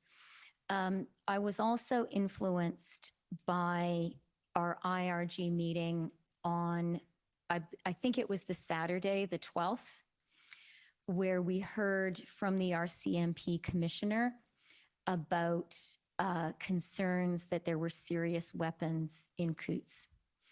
And that really raise the stakes in terms of my degree of concern about what could be happening there, but also what could be happening in this sort of whack-a-mole copycat situation across the country. Okay, so my question was about how you understood the economic harms to fall within subsection or C, the definition of threats to security of Canada in C. And as I understand your explanation is it falls within it because there's a risk that the economic harm that's being created by the protests could somehow manifest into actual threats of violence. Is that your understanding of how it falls within C? I'm going to object to the question as phrased. That's a legal question. I'm just trying to find out she's offered an explanation for how she says the economic harm falls within C, and she linked it directly to the threats or use of acts. And I'm just trying to understand what that link is. I mean, my counsel may have something to say, but I don't think that's a fair characterization of what I said just now or of what I said this morning. What I think is fair is, first of all, that I relied on expert legal judgment to make a very important and weighty legal decision. What I also said is, as a person who was here in Ottawa, I did see a real danger of violence. And then finally, what I described in my testimony this morning was the way in which the economic security of our country, I really believe, is a part of our national security. But that was a much broader conversation we were having about a broad set of issues, which I certainly think are important for us to think about and consider. And I don't want to mischaracterize your evidence, just so that we're all clear.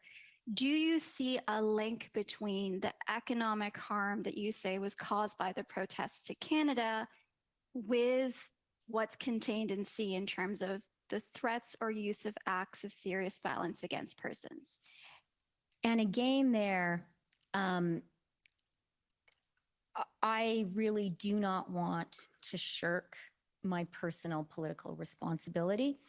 And while this was a grave and serious decision, we took it carefully and thoughtfully, and I believed it was the right decision then, and I believe today it is the right decision. But I'm also conscious, if I may continue. Of course. I'm also conscious that I am not a lawyer, and I'm not a person who can give expert opinion on the precise parsing of these authorities. It was important for me to be assured that we did have the authority to act, and I received, as a cabinet member, assurances that we had those authorities from people who I believe were qualified to offer those assurances. And I don't mean to belabor the point. I just want to make sure the evidence is clear. So your evidence is that you understood that you had the authority to invoke the Emergencies Act, but in terms of saying there's a linkage between the economic harm caused by the protests with the requirement of the threat or use of acts of serious violence, is that something that you can't speak to? Again, Commissioner, this is a legal interpretation question that will be addressed in closing submissions. And I don't mean to belabor this. I just want to make sure I understand Deputy Minister's evidence. Is she just saying that she can't comment on it because it's a legal question, or she's saying that there is a link? I just want to know what the answer is. I renew my objection and would ask for a ruling on it. Okay, well, I think at the end of the day, I don't think you can pursue this any further at the moment. I think you've got your answer, and as it is, That's fine. Thank you very much. I don't know how much time I have left, but I do have just one other point I'd like to, or one other issue to address, if I may. So when we were talking about FinTrack this morning and you explored it as one option to pursue, but decided that, making a change to it, the legislative amendment would take too much time. Do you recall your evidence earlier today about that? Yes, I do. All right. And so just so that we're all clear, because we have Canadians watching who may not understand the process, the Proceeds of Crime and Money Laundering and Terrorist Financing Act, it gives the ability to create regulations, right? If your question is, was it possible to grant FinTrack, to give FinTrack these expanded powers through regulation, that is correct. And I said that this morning. We did go Thank you. on to grant those powers through regulation. And there's just a difference between how regulations are passed versus, say, example, legislation or amendments to legislation. The latter is what you have to do, the 3 readings, going to Senate. It's a much longer legislative process. That's fair? 100%. And by comparison, passing regulations is a much shorter process. Absolutely. Okay, those are all my questions. Thank you very much. Okay, thank you. Next is the Democracy Fund, JCCF.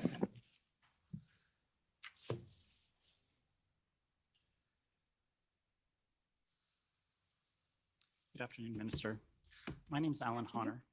I'm a lawyer at the Democracy Fund, and we share status with the JCCF and Citizens for Freedom. Ms. Freeland, in your witness statement, you mentioned challenges to supply chains as being a major focus for you in January of 2022, but you didn't mention the government vaccine mandate for truckers, and I'd just like to ask you a little bit about that. Can we please pull up OTT 3027621.0001. And Ms. Freeland, while we're waiting for that to come up, this is a letter which is addressed to you and other ministers by the Canadian Trucking Alliance, and it's dated December 10th, 2021. I'd like to take you through part of this letter, but before I do that, can you tell me, do you know who this group is, the Canadian Trucker Alliance? I can't say I'm familiar with them right now. Maybe I've heard of them, but. Okay, well, I think we've heard some evidence about them, but if you're not familiar with them, that's okay. Let's just go down to the first paragraph here. And Ms. Freeland, I just want to read this to you. It says that the Canadian Trucker Alliance is disappointed to learn that our current exemption from the national vaccination mandate is being removed, considering the immense impact this decision will have on already beleaguered supply chains. Do you see that? I do. Okay, and if I can take you to another part of that letter, just on the second page, second paragraph, please. Here we see CTA estimates that combined, the proposed vaccine mandate for cross-border truck drivers and the federal sector mandate announced by the Minister of Labour would remove between 15,000 and 30,000 Canadian drivers from the interprovincial and international supply chains. The expected loss of transportation service capacity will trigger significant ripple effects throughout the entire economy. And Ms. Freeland, I just want to ask you, this is something you knew about when the exemption for truckers was removed in February. You knew that this might have some effect on the supply chain. Is that fair? I knew that some people asserted that it might. Okay, thank you. And I'm going to suggest, this is not the first time this group wrote to you. If we can scroll down to page 5, please. We have another letter, just to the top of page 5. Sorry, it might be page 4. Just go up, please. Okay, so here we have a letter. It is a little bit down, please. I'm sorry. Can we just go to the top? So December the 8th, 2021. And if we can scroll down to the second paragraph, it says here, When the mandate was originally announced, CTA expected that upwards of 20% of the 120,000 Canadian truck drivers crossing the US-Canada border would have likely remained unvaccinated by January 2022.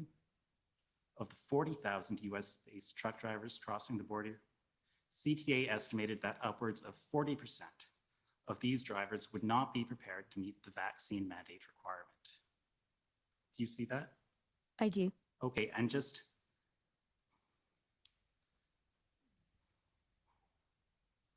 one last question about this. You would agree that the reduction of truck drivers crossing the border when there are already supply chain issues could have an effect on the economy? I don't agree with the estimates that are provided there. And Okay. I don't agree with the assertion that the vaccine mandates themselves caused problems for our supply chain. But they affected it. They had a contribution to that supply chain problem. No, I don't agree with that. Okay, The- well, the, well, the let's scroll vast down. majority of Canadian truckers are in fact and were at the time vaccinated and supported the vaccine mandates. Okay, well, let's go to page 6, please.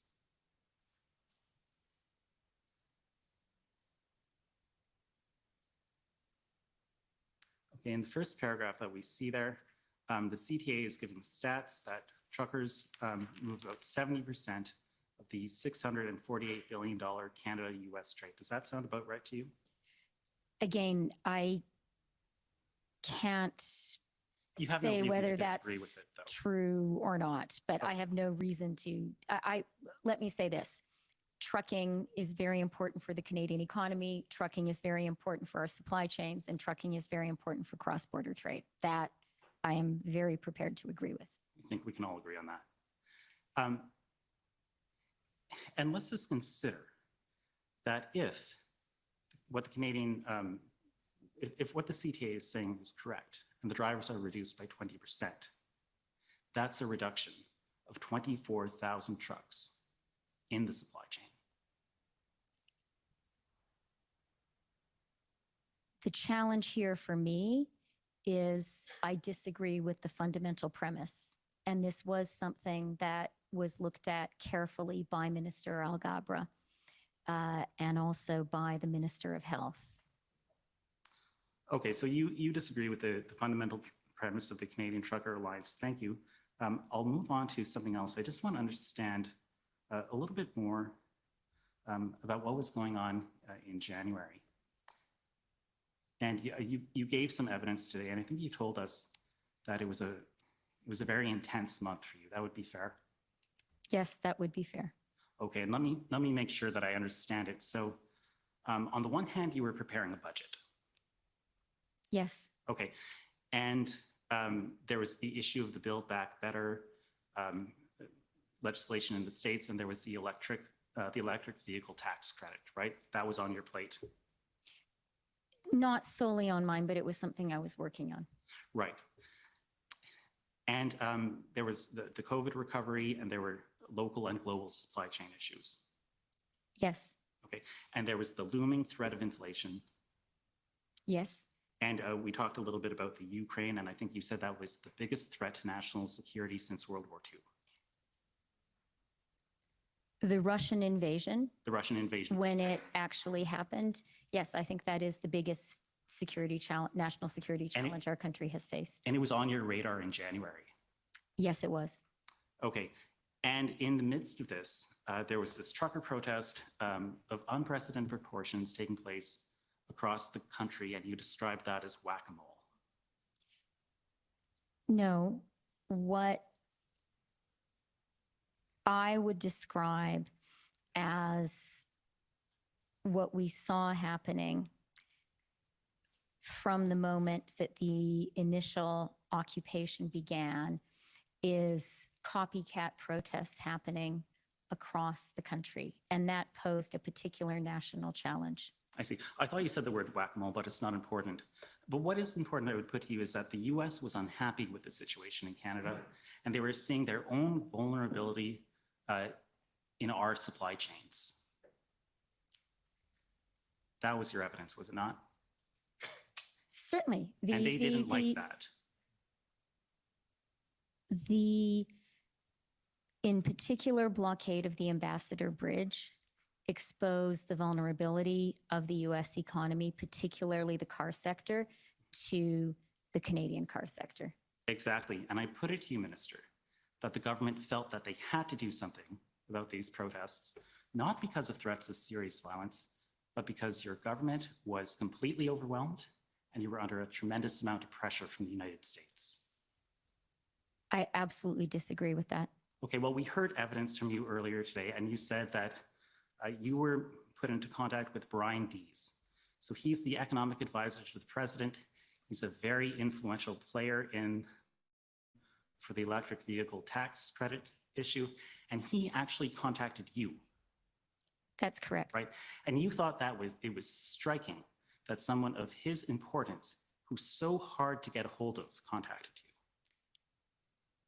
I had spoken to Brian Dees before and since, but the speed and urgency with which he got in touch with me was definitely significant and relevant. And he was unhappy, and there could be major economic consequences.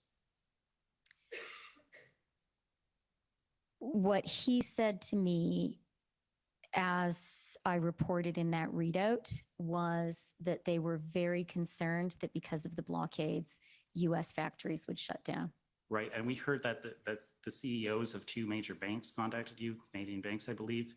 And we also heard that President Biden, who's probably the world's most powerful person, or near that, had a telephone call with the Prime Minister. Yes, both of those things are true. And that telephone call, it happened on a Friday, and by the Monday, the Emergencies Act was invoked. That's true. Okay, and so I put it to you, Minister, that the federal government had to show the USA that they were in control, and that explains why the Emergencies Act was invoked, despite the fact that, for example, the Ambassador Bridge was cleared and open to traffic. No, I wouldn't agree with that characterization. Okay, well, I would put it to you that the pressure the government was under explains why the Emergencies Act was invoked, despite the fact that a deal had been struck with the protesters in Ottawa to reduce the footprint of the protest in that city. Again, I would disagree with that. Well, let's see if you would agree with this. I'd put it to you that there was no meaningful consultation with the provinces, not even advance notice of what the First Minister's meeting was about. And that's because the government didn't have time for it. They just had to make a decision about the Emergencies Act because of the tremendous pressure that they were under. Again, I disagree with a great deal of that characterization. One last question for you then, Ms. Freeland. I put it to you that given the overwhelming situation that the government was facing explains why they were willing to use extraordinary powers against their own people, despite the fact that no police agency or intelligence agency told them that there were threats to the security of Canada. Again, I disagree with many of the premises in that question, and I would be happy to elaborate, but it seems that we're out of time. Seems so. Thank you very much for your answers. Thank you, Mr. Commissioner. Okay, thank you. Next, I'd like to call on the Government of Alberta.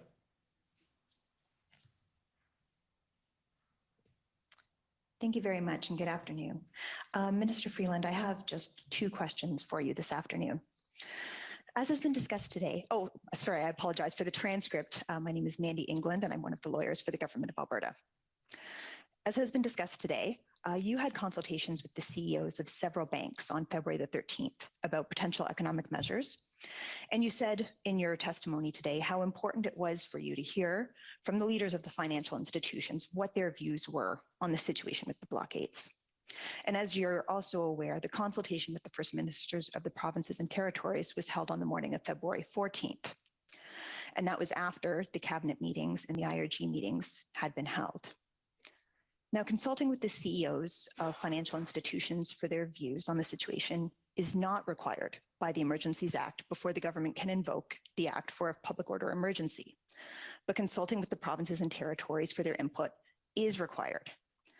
As Deputy Prime Minister, don't you think that the input of the First Ministers of the provinces and territories on the potential invocation of the Emergencies Act and the proposed measures would have been relevant information to have before you at the IRG meetings and the cabinet meetings where the invocation of the Emergencies Act was discussed and debated?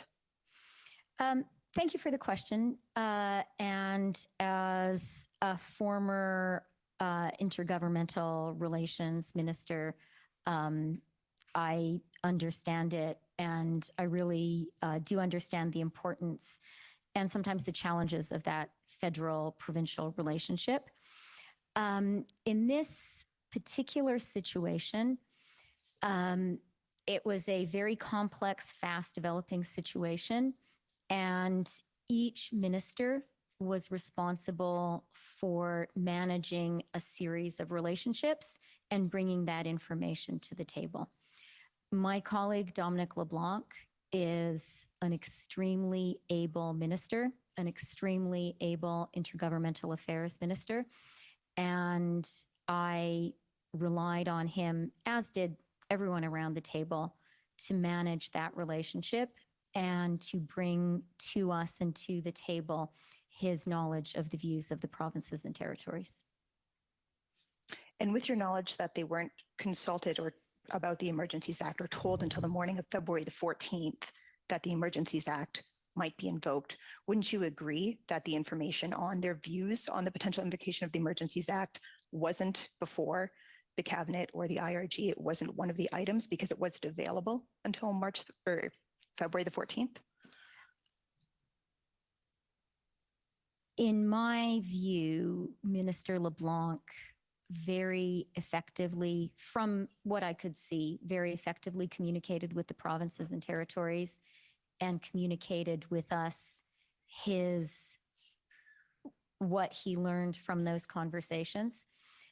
That discussion that happened on the Monday was important. I wasn't part of that discussion, but it happened, and it was important that it happened. And so the evidence that has been given before this inquiry is that the Emergencies Act had not been raised with any of the first ministers of the provinces or territories or any of the cabinet members of the provinces or territories. So wouldn't you agree with me that whatever information it was that Minister LeBlanc was bringing to the table, it did not involve discussions about the Federal Emergencies Act?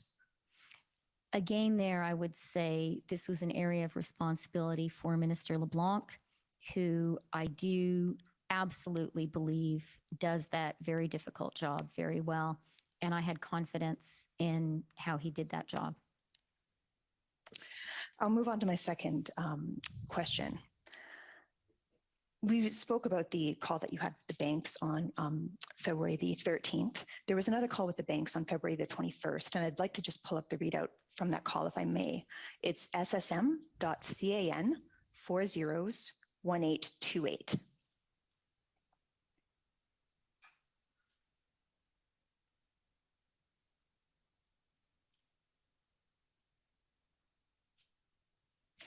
And the section that I'd like to draw your attention to is close to the top. It's the portion that reads from DPM, which I take to be indicating that this is what you said on the call as Deputy Prime Minister would be DPM. Is that correct?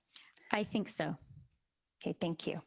And then there's a paragraph that begins first, and then the next little paragraph says, the RCMP has told us they have heard from protesters as they were leaving the blockades that they did so because their families said their accounts were frozen, so get the hell out of there. This is a much better and peaceful way to end things. Now, freezing someone's bank account without due process engages their personal rights, and it also engages the personal rights of the families that shared many of those bank accounts, individuals who weren't even at the protest. You've stated here in this document that your view was that this is better and more peaceful, presumably than using the existing legal authorities, which multiple branches of law enforcement have testified at this inquiry were adequate to bring a peaceful end to the protests. And indeed, they did so using those authorities. So do you still hold that view today, that freezing the accounts was a better solution than law enforcement carrying out its legal authorities in the responsible manner that they do? The view that I do hold, as we discussed earlier today, is one of my very grave concerns about bringing these illegal blockades and this illegal occupation to an end was the danger that there would be violence and that there would be violence directed towards the protesters. I was particularly concerned because of reports that children were present. And that was one of the reasons that I felt the financial tools that were put in place by the Emergencies Act were a better option. From my perspective, the job of these tools was to create a peaceful, nonviolent incentive for people who were doing something illegal to leave. And I think those tools did work. And so I would just remind you in that regard that the call that we're looking at this readout from in front of us was held on February the 21st. And so at that time, the Coutts blockade, we can scroll up to the top of the document. We have Monday, February the 21st, and you say, it's hard to believe it was only a week ago. We were on a call last Sunday, which was February the 13th, talking about this. So this is a call that was held on February the 21st, after the enforcement actions had been taken out at Coutts, which were done before the Emergencies Act was invoked, after the Ambassador Bridge was cleared, which was before the Emergencies Act was invoked, and while the enforcement efforts in Ottawa were well underway, and you would have had the knowledge at that time that there was peaceful resolution by law enforcement at both of those border blockades, and that there was no violence against children, and it was a peaceful resolution by law enforcement in Ottawa. And so with respect to those comments about the fear of the prospect of violence, I don't know that on the timeline of February 21st, are you saying you still had them then and you would still have those today? No, not at all. And so you February, expressed this view after No, you were of the knowledge that there's... May I explain? Absolutely. I didn't realize you were talking. I apologize. No problem. It can be hard on the video calls. So on February 21st, when I made those comments, it was looking back on the events of the week that had passed. And I certainly believed then, and I believe today, that the financial tools we put in place aided in the peaceful resolution of all of those occupations and blockades.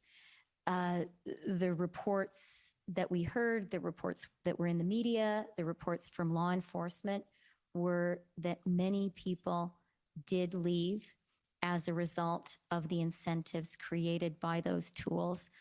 And then the final thing that I think is important to emphasize is we said on February 14th, we are putting these tools in place, so please leave now, so that these tools never need to be used. So any person who had their account frozen had due warning that they were engaged in illegal activity and that they should stop doing that activity. And the other thing that I would point to that I think did work well is the accounts were very quickly unfrozen after the illegal activity ceased. And with respect to the due warning, there were, as you acknowledged in your earlier testimony, accounts of families, individuals who weren't present at the protests that were also frozen. Would your view be the same with respect to those individuals? Again, that was never the intent, that to in any way affect family members. Certainly the consequence, the reality of people having joint bank accounts made that impossible to entirely avoid. But I would say that the family members whose presence at the protest, at the illegal occupation and blockades, caused the accounts to be frozen, had a very easy, readily available remedy with a lot of notice. They could have left before the freezing began, and as soon as people did leave, the accounts were unfrozen. Thank you, Minister. Those are my questions today. Okay, thank you. Next, I'd like to call on the City of Ottawa, please. The city has ceded its time to the Government of Canada. Alyssa Tompkins for the record. Okay, thank you. Counsel for former Chief Slowly, please. Rebecca Jones for Chief Slowly, and we also have no questions for the Deputy Prime Minister and have ceded our time to the Government of Canada. Thank you. Okay. Next is City of Windsor.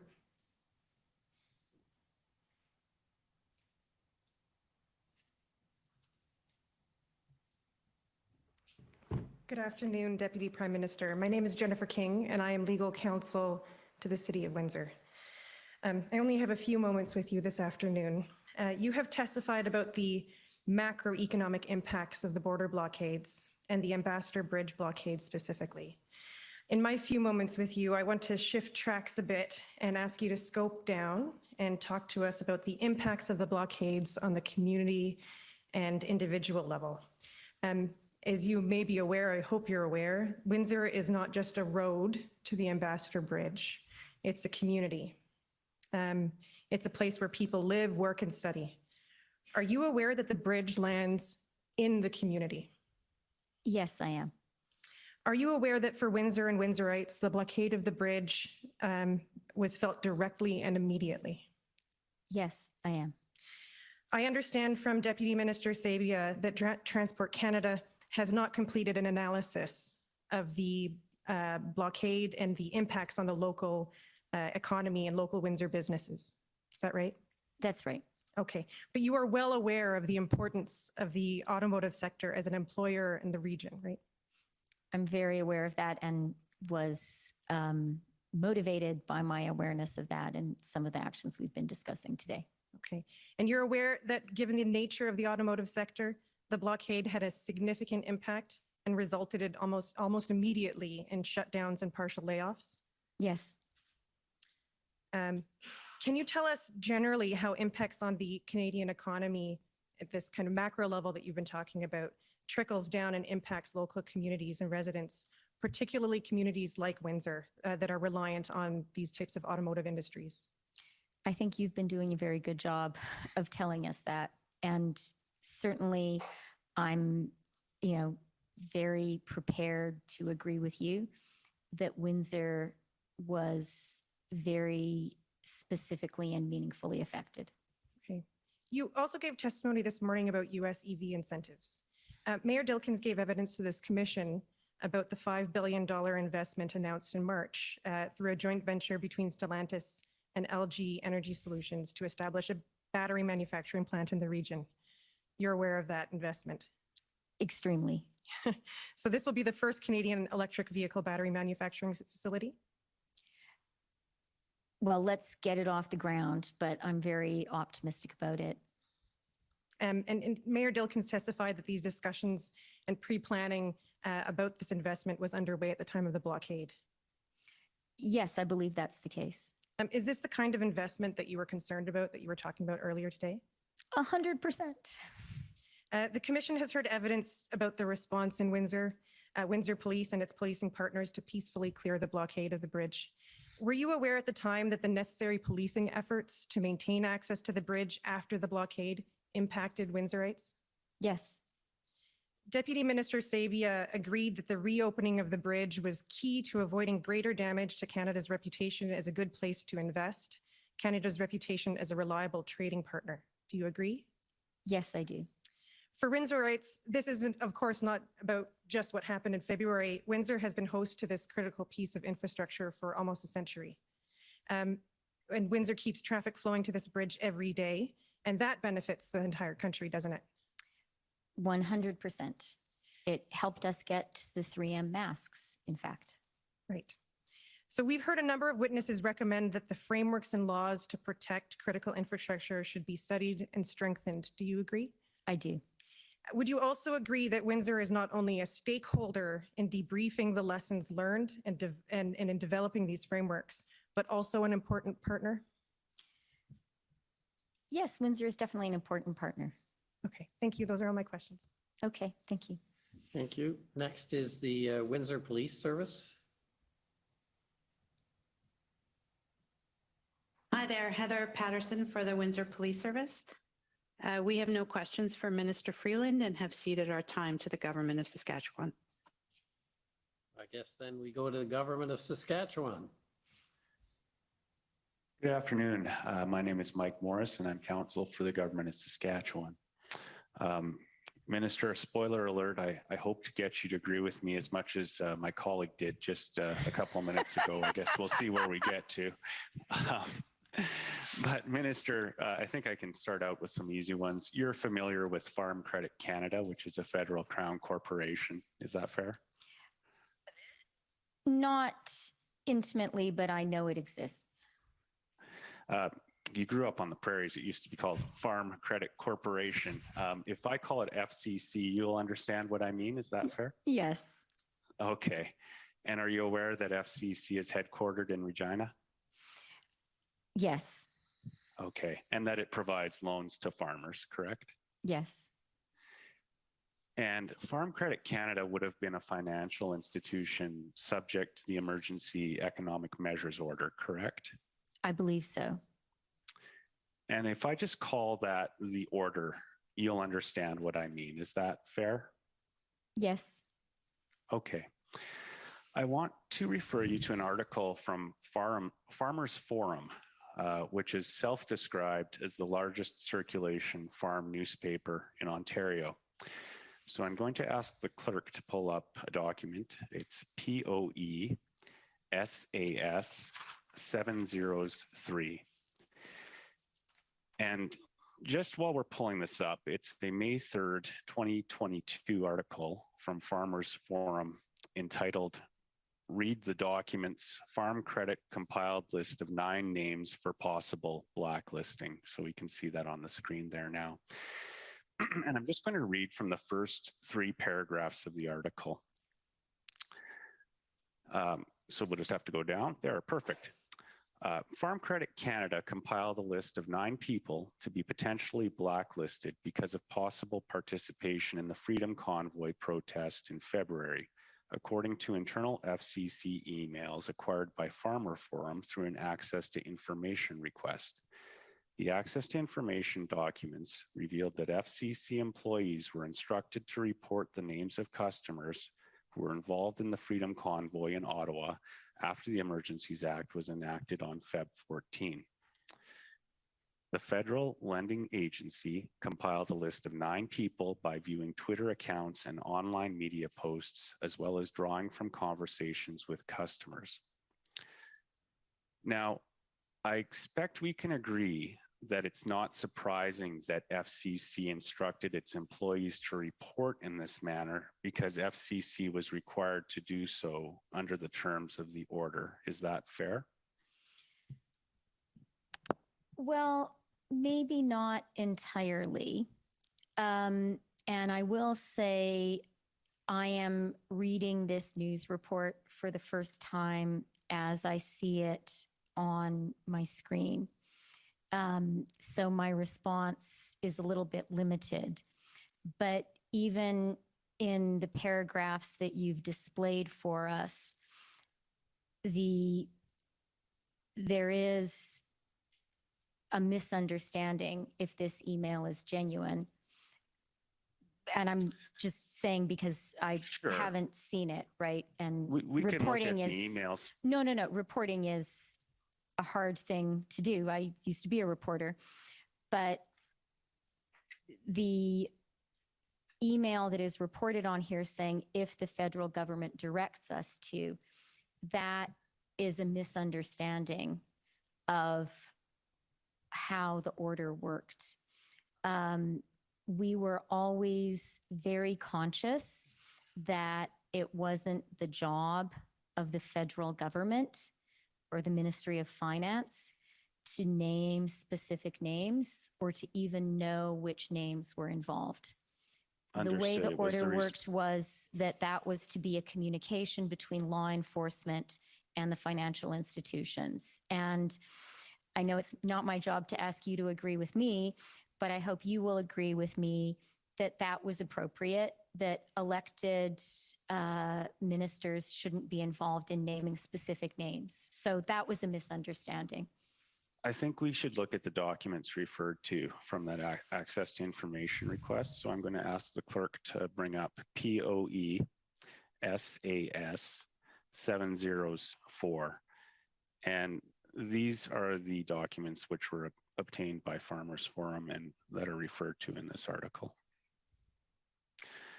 And I'm just going to ask that we go to the third page of this PDF, please. There, perfect. So we can see this is an email with a subject line, how the Emergencies Act affects FCC. And it's to operations field staff dated February 23rd, 2022. So I'd just like us to scroll down to the third paragraph, please. Stop there. The third paragraph begins, if you become aware of potential customer involvement in blockades, occupations, and other supportive activity related to the Freedom Convoy, you must submit a tip to the Customer Diligence Center, brackets CDC. So this is the morning of February 23rd, and we know that the order was no longer in place later that day because, of course, the emergency declaration was revoked on February 23rd later that day. Is that fair, Minister? Yes, exactly. Oh, okay. I'd just like us to scroll down to page 5 of the PDF now, please. And this should be an email dated February 25th. Yes, there it is. So we see this is an email dated February 25th with the subject Emergencies Act, customers identified. And the content of the email indicates that the sender is telling the recipient that they'd like to follow up regarding customers that have been identified as possibly participating in the 2022 Freedom Convoy. So we've agreed, I think, or we can agree that as of February 25th, there was no requirement under the order to conduct this follow-up. Is that fair? So let me say a couple of things. First of all, I'm seeing this email now for the first time, and as far as I know, it had nothing to do with me. Understood. Second of all, it's certainly the case that the order was ceased to apply after February 23rd. And maybe the third thing for people who are listening that it's worth pointing out is all the accounts were unfrozen around that time. Okay, I just want to continue on to the next page of the PDF, which is page 6. And I appreciate you're seeing this for the first time, Minister, and I understand that's difficult, but this appears to be a spreadsheet entitled 2022 Freedom Convoy Tips, has a column for tip, for date, for customer name, and preliminary findings. And I'd just like us to slowly scroll to the very end of all of these PDFs, looking at the dates as we can, as it goes by. Yeah, you can keep scrolling. That's a good pace. So we've seen February 23rd, keep scrolling. Now we see February 24th, and keep scrolling. I think there's one more page. We'll get to the end here. Oh, another page, more February 24th. Keep going, yeah. So the last one is number 9. Okay, go up a little bit. And this would appear to indicate that the last tip in the spreadsheet was received February 25th. There's a description, I gather, of the preliminary investigation at this point. So, you know, it appears, and I appreciate your viewing this for the first time, that FCC was still investigating tips relating to the Freedom Convoy 2022 as of February 25th. And I don't know when it stopped investigating tips, and I expect you may not know either. Is that fair, Minister? With real respect, I have to say, I think these are questions for FCC and not for me. Okay, I expected you might answer that, and that's a fair answer. Aside from FCC, can you identify any other federal financial institutions which were subject to the order for us? The order applied to all financial institutions across the country. Okay. No, that's fair. It was a privilege to speak with you, Minister. Thank you very much for answering my questions. Okay, thank you. So we now turn to the Government of Canada, please.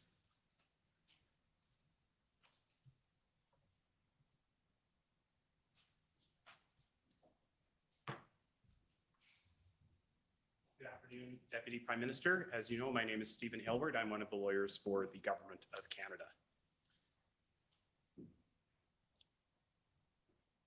My friend for the Government of Saskatchewan just now took you to a news article that referred to the blacklisting of account holders or of borrowers under a federal program.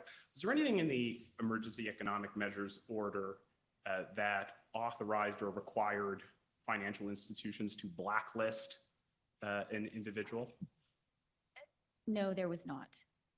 Was there anything that prescribed any lasting impacts beyond the expiry of the designation of a person as a determination that a person was a designated person or the expiry of the Emergencies Act? There absolutely was not.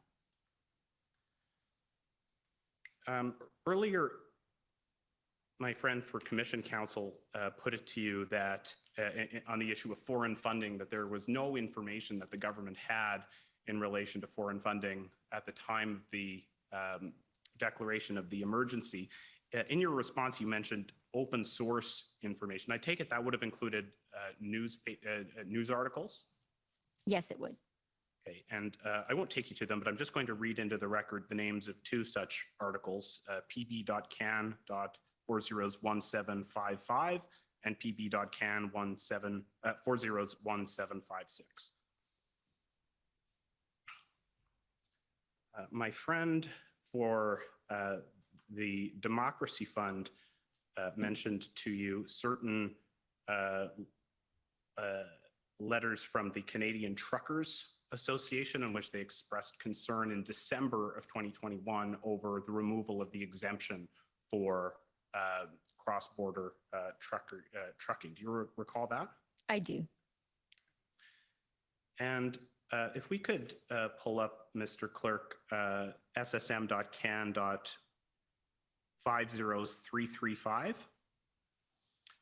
And this document that's pulling up is a statement from the same organization that was made in January of 2022.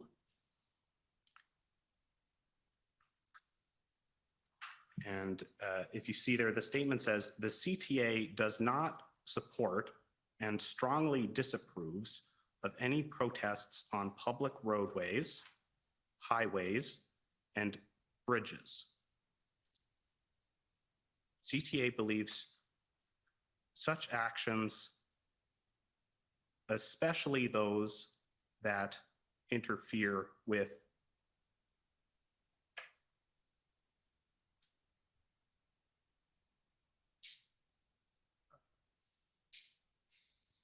public safety, are not how disagreements with governments should be expressed.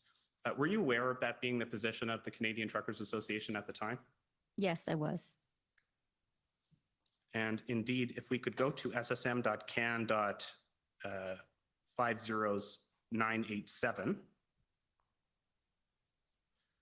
this is a letter dated February 10th, 2022, again from the Canadian Truckers Association. And in this letter, the Canadian Truckers Association is asking the federal government to take action to address the issue with the border blockades. Were you aware? It's a letter addressed to the Prime Minister and Minister Alghabra, but I'll just ask, were you aware of the Canadian Truckers Association making such a request at the time? I can't pretend to have memorized the exact date and content of the letter, but I was aware that Minister Alghabra was in touch with the Truckers Association and that they were very concerned. Okay, so if we talk about economic impacts for a moment, you discussed with Commission Counsel earlier a Bloomberg briefing and as well a Bloomberg article. If we could just pull up the news article, CON 50839, please. And if we could go to the third page of that document when it's ready. This is the news article, and apart from the reference to the 0.1% that you were discussing earlier, there's some reporting in here about other individuals that were commenting on the situation of the border blockades at the time. And if you look under the heading there, we don't need this. There's a quote attributed to the governor of the Bank of Canada, Tiff Macklem, that was made on the Wednesday, so that would have been the day before this article, on Wednesday, February 9th, in which the governor of the Bank of Canada noted that we've already got a strained global supply chain. We don't need this, in reference to the border blockade. Do you remember being aware of the comments of the governor of the Bank of Canada at the time? I absolutely do, and that's in my timeline. I think it's in my notebook. When we spoke earlier today about concerns around achieving a soft landing for the Canadian economy, concerns about rising inflation, concerns about the rise in interest rates, which the Bank of Canada, with which the Bank of Canada would respond to rising inflation. That was very much on my mind. And I mentioned that we had already had a January inflation number, which was elevated. We expected inflation. We expected an elevated number. Well, the number that we had in January was for December. We expected in February to learn of an elevated number for January. We were aware that the bank was concerned, and that made us concerned, definitely. Okay, so you spoke earlier about some of your concerns around comments by public officials in the United States. I'd just like to go through the timeline of some of those statements, because I think we've heard a bit about them, but I think it's helpful to look at actually. Sure, and if I could just say one more thing on the Bank of Canada, that wasn't in an interview with Bloomberg. Governor Macklem spoke at a press conference about it, so that was widely reported. No, indeed. That was just one instance of a document that's in the record that records that statement. So February 7th, we know, is the day that the blockade begins at the Ambassador Bridge. And so on February 9th, this is day 3. That's the date of those comments by the governor of the Bank of Canada. It's also the date of several statements by US public officials. If we could pull up pb.can.6023 and go to page 3. This is a tweet by Representative Alyssa Slotkin, and I believe you may have indirectly made reference to this earlier this morning, but I'd just like to put the tweet up. And if you can see there, we have Representative Slotkin saying, if we need another example of why supply chains matter, look no further than the Ambassador Bridge, the blockade at the Ambassador Bridge. Then it continues. And if you look at the second installation of the thread, or the second part of the thread, it says, it doesn't matter if it's an adversary or an ally. We can't be this reliant on parts coming from foreign countries. Was that the comment that you were referencing earlier in your testimony? Yes, it was. And I remember when that came out very, very clearly. And, what was being publicly said by US officials, all of it worried me. But I think if I had to identify for people here one particular line that worried me the most, it's those two sentences. And in particular, it doesn't matter if it's an adversary or an ally. We can't be this reliant on parts coming from foreign countries. That is a huge threat to Canada's entire auto sector. And the point especially there that she's underscoring adversary or ally, because a point that we had been making, and actually we made successfully, for example, with the 232 steel and aluminum tariffs, was those were inappropriately levied against Canada by the US because we were an ally. And so you could rely on us. And that point there is saying, you know what? You shouldn't differentiate between, for example, Canada and China. The United States is equally at risk if it has an economic dependency. And having US elected representatives assert that publicly and connect it to this blockade and say, look, by relying on Canada, you're going to lose your job. That was very, very dangerous for us. And I will also just point out, this was a Democratic member of the Michigan delegation. And I think later on in the tweet, Representative Slotkin talks about being in touch with the White House. These were the people that the White House was talking to about this situation, but also about the EV incentives.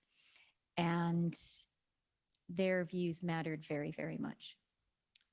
And on the White House point, if we look just further down this page, the last line on this page of the document, it's a headline from an article from the Detroit News. White House worries about Ambassador Bridge blockade. And that article, we don't need to go through the text, but it references a statement by then Press Secretary Jen Psaki commenting on White House concern. And I take it you were aware of those comments at the time as well. Yes, I was. And so then if we go to February 10th, that's day 4 of the blockades. Commission Counsel mentioned earlier that the Department of Finance prepared an economic analysis on February 10th that day. And we looked at it the other day with the Department of Finance officials.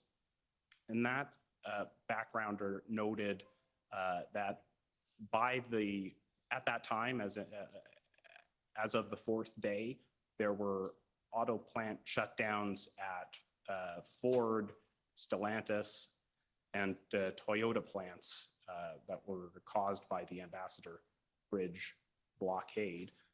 Were you aware of that, and were you surprised at how quickly those shutdowns occurred? I was aware of that. And we spoke earlier this morning about my conversation that day, the 10th of February, with Brian Deese, where he said, and I can't recall exactly, but something like another 12 hours and all the Northeast will shut down. So I was aware of the impact. And at some level, I wasn't surprised because I knew 2 things, that the auto sector is so hugely integrated. And, the US plants are dependent on us, but we're also dependent on the US plants. Those parts go across 6 times, right? So I knew that. And the other thing, which I think Reese Mendez spoke to you guys about, but is very true, is the auto sector operates on a just-in-time production process. They don't like to hold big stores of parts because that's expensive. And so the industry requires very reliable and very speedy supply chains. And if there's a break in them, yes, it stops production. So I knew that intellectually. I would say, though, at a kind of emotional level, it still, was breathtaking how quickly it had happened, how quickly the effect mounted, how swift the political impact was.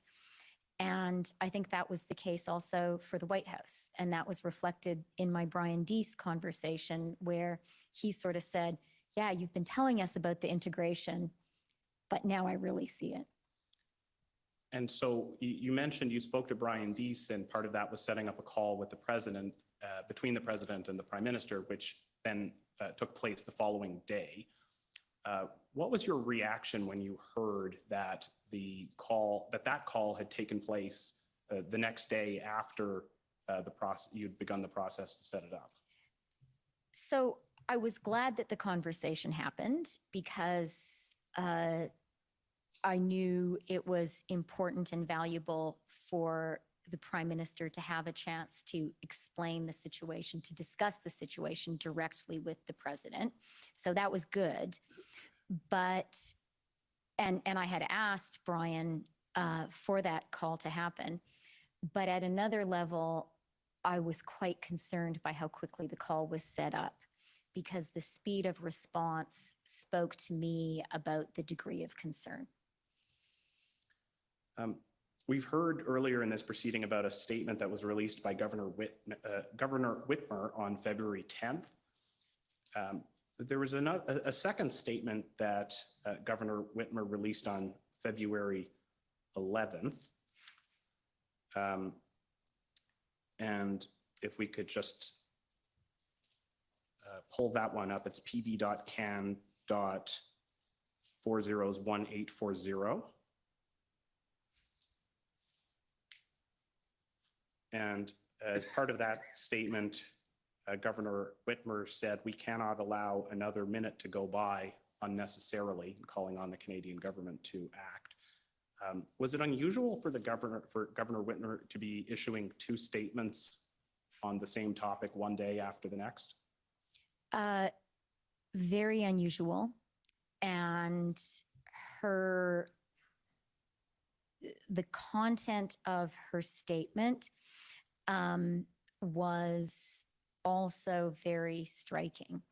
So she makes the point, first of all, that she is talking to the White House, she's talking to the congressional delegation, the people who we've been speaking about. There is a real concerted push. And then I can't quite see it here. Yeah, this, we can't let another minute go by unnecessarily.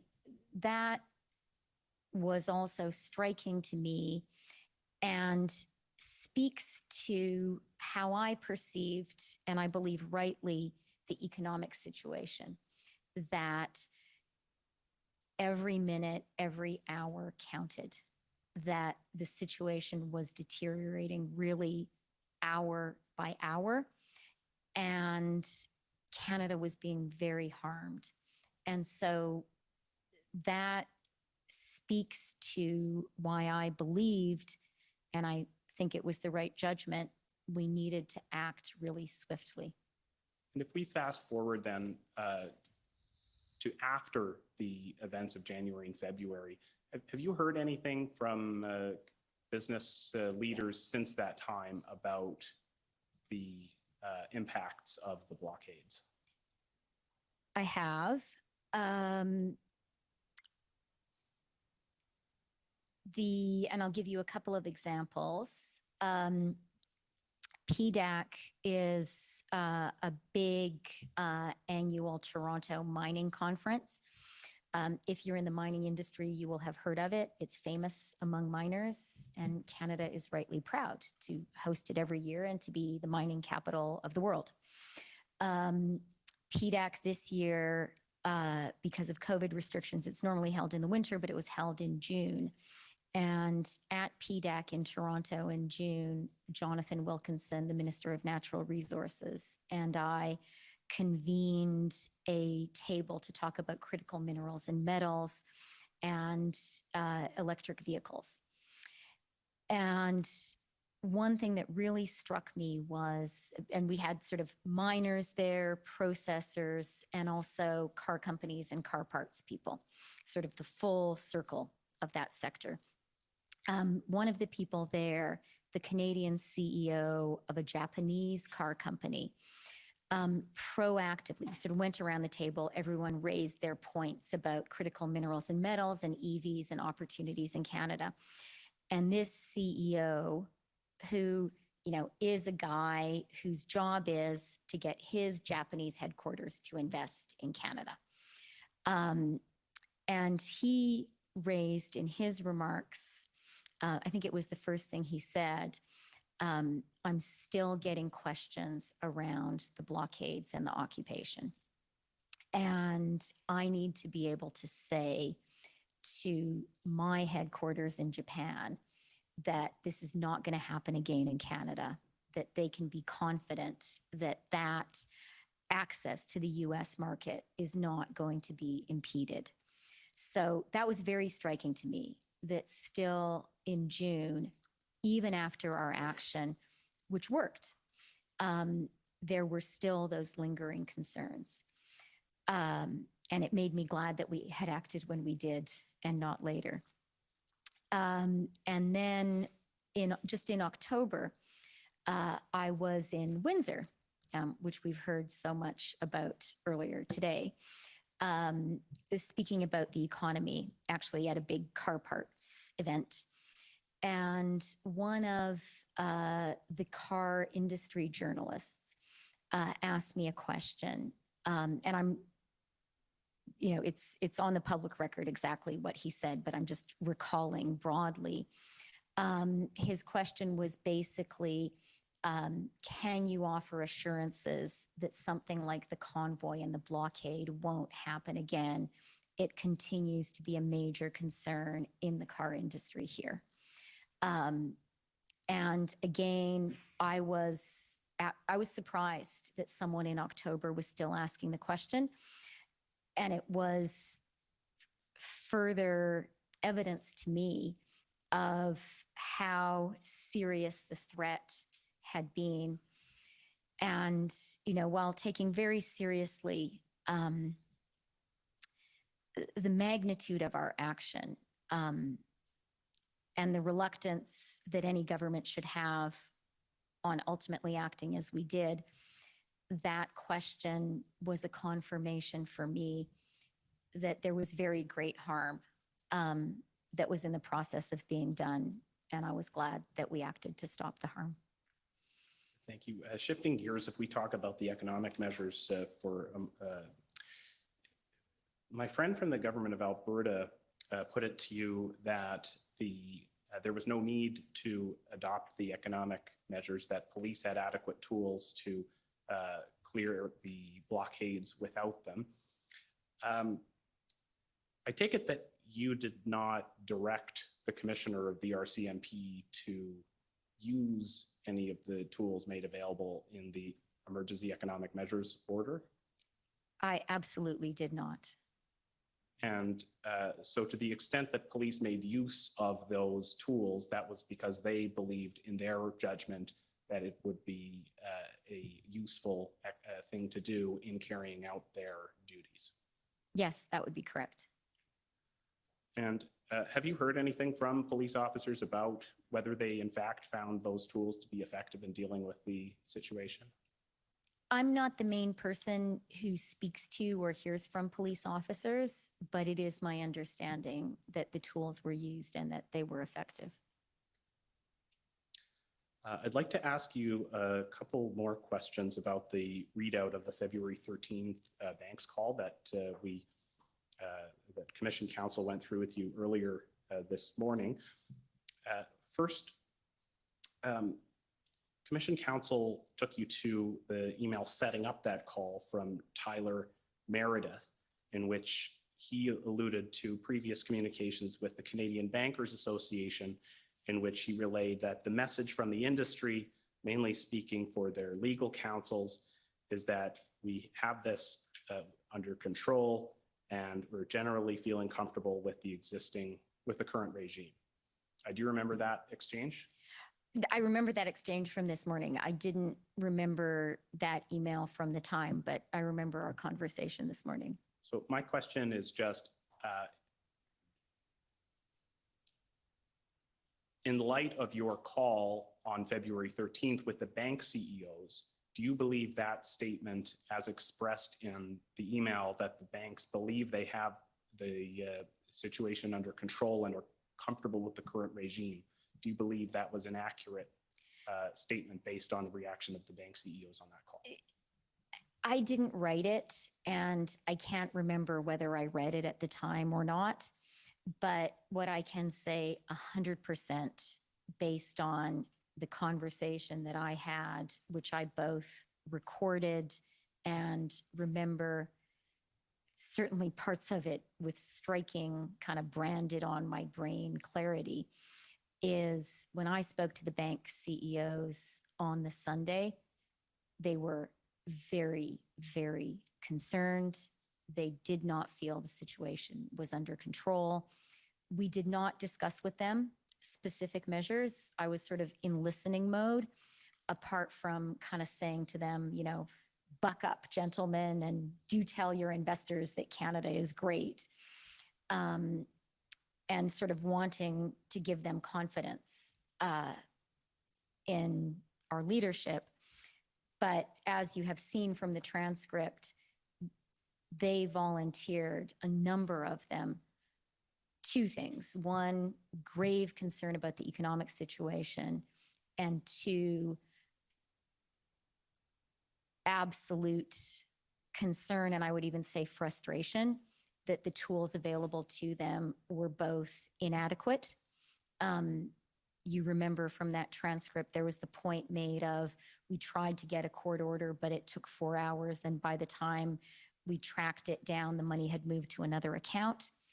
And then also the concern, which I did take seriously, about the banks being concerned that acting absent some form of government instruction would put them in jeopardy, the Fox News point that was there.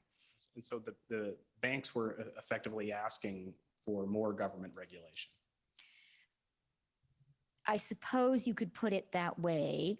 And I think what the banks were saying, and not I mean, people can read through the transcript, is they were saying, this is a real threat to our economy, and you, the government, need to act.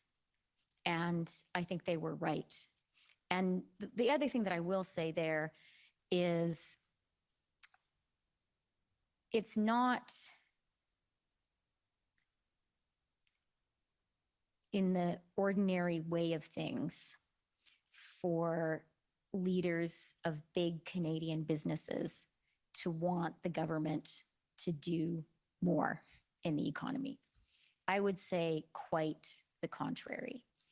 And at this particular moment, the banks had reason to not be so happy about things the government was doing. This followed our election, during which we had campaigned on the 15% COVID recovery dividend, which would be levied on banks and financial institutions. And we had campaigned on a permanent tax on the banks. So I would guess, and you could speak to them, but I would guess that if you had spoken to the bank CEOs at the beginning of January and said, would you like the Liberal government to take a more active position when it comes to economic management of Canada, they would say, no, we wouldn't like that. And we would certainly like them not to impose these taxes. So I just say that because the fact that they were saying the tools were not adequate and you need to do more was particularly compelling to me, because they were not a constituency that was inclined to seek strong government action in the economy.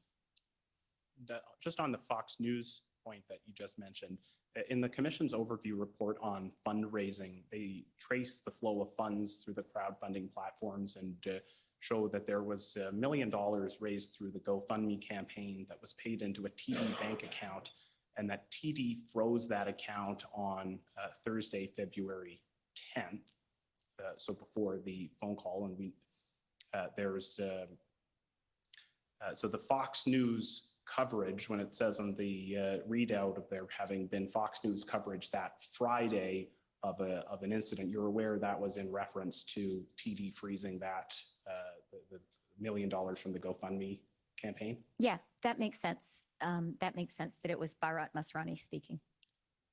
And Bharat Masrani, that would be the CEO of TD Bank? Yes. And so the concern was putting on any individual bank the potential for backlash of public opinion of taking that step. Yes, that was the concern. As we have also discussed already today, a concern about tellers being in jeopardy. And the Fox News reference there is especially significant because many Canadian banks have significant operations in the United States. And so having Fox News attack you isn't a problem only because Canadians might be watching, but if you have a big US operation, it's a problem because your American customers will be watching. And I do think that was a problem that was legitimate to raise, and I was concerned about it. And so just briefly to conclude, earlier you mentioned that you had relied on certain legal advice related to matters connected with this inquiry. I just want to confirm with you, as Deputy Prime Minister, you don't have the authority to waive solicitor-client privilege on behalf of the Government of Canada, and you weren't intending to do so? I was not intending to do so, and to be clear, I was speaking about the advice we received, which I think the Commission, some of which I think the Commission has heard about earlier from officials.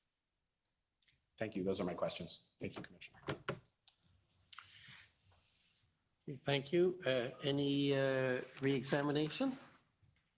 No re-examination, Commissioner. Okay, well, thank you very much for attending and for your testimony. We know you probably have other things to do, but I appreciate your coming here and taking the Commission's work seriously. I guess I should say thank you very much. And I will say to you, Commissioner, and all the lawyers doing this work, I do think it's really important work. And it's important for Canadians to be able to see and hear you asking the government and other people questions about this very important and serious decision. Okay, thank you. We'll take a short break. And, should only be 5 minutes or so, but I'll, if it takes longer, they'll let me know. Thank you.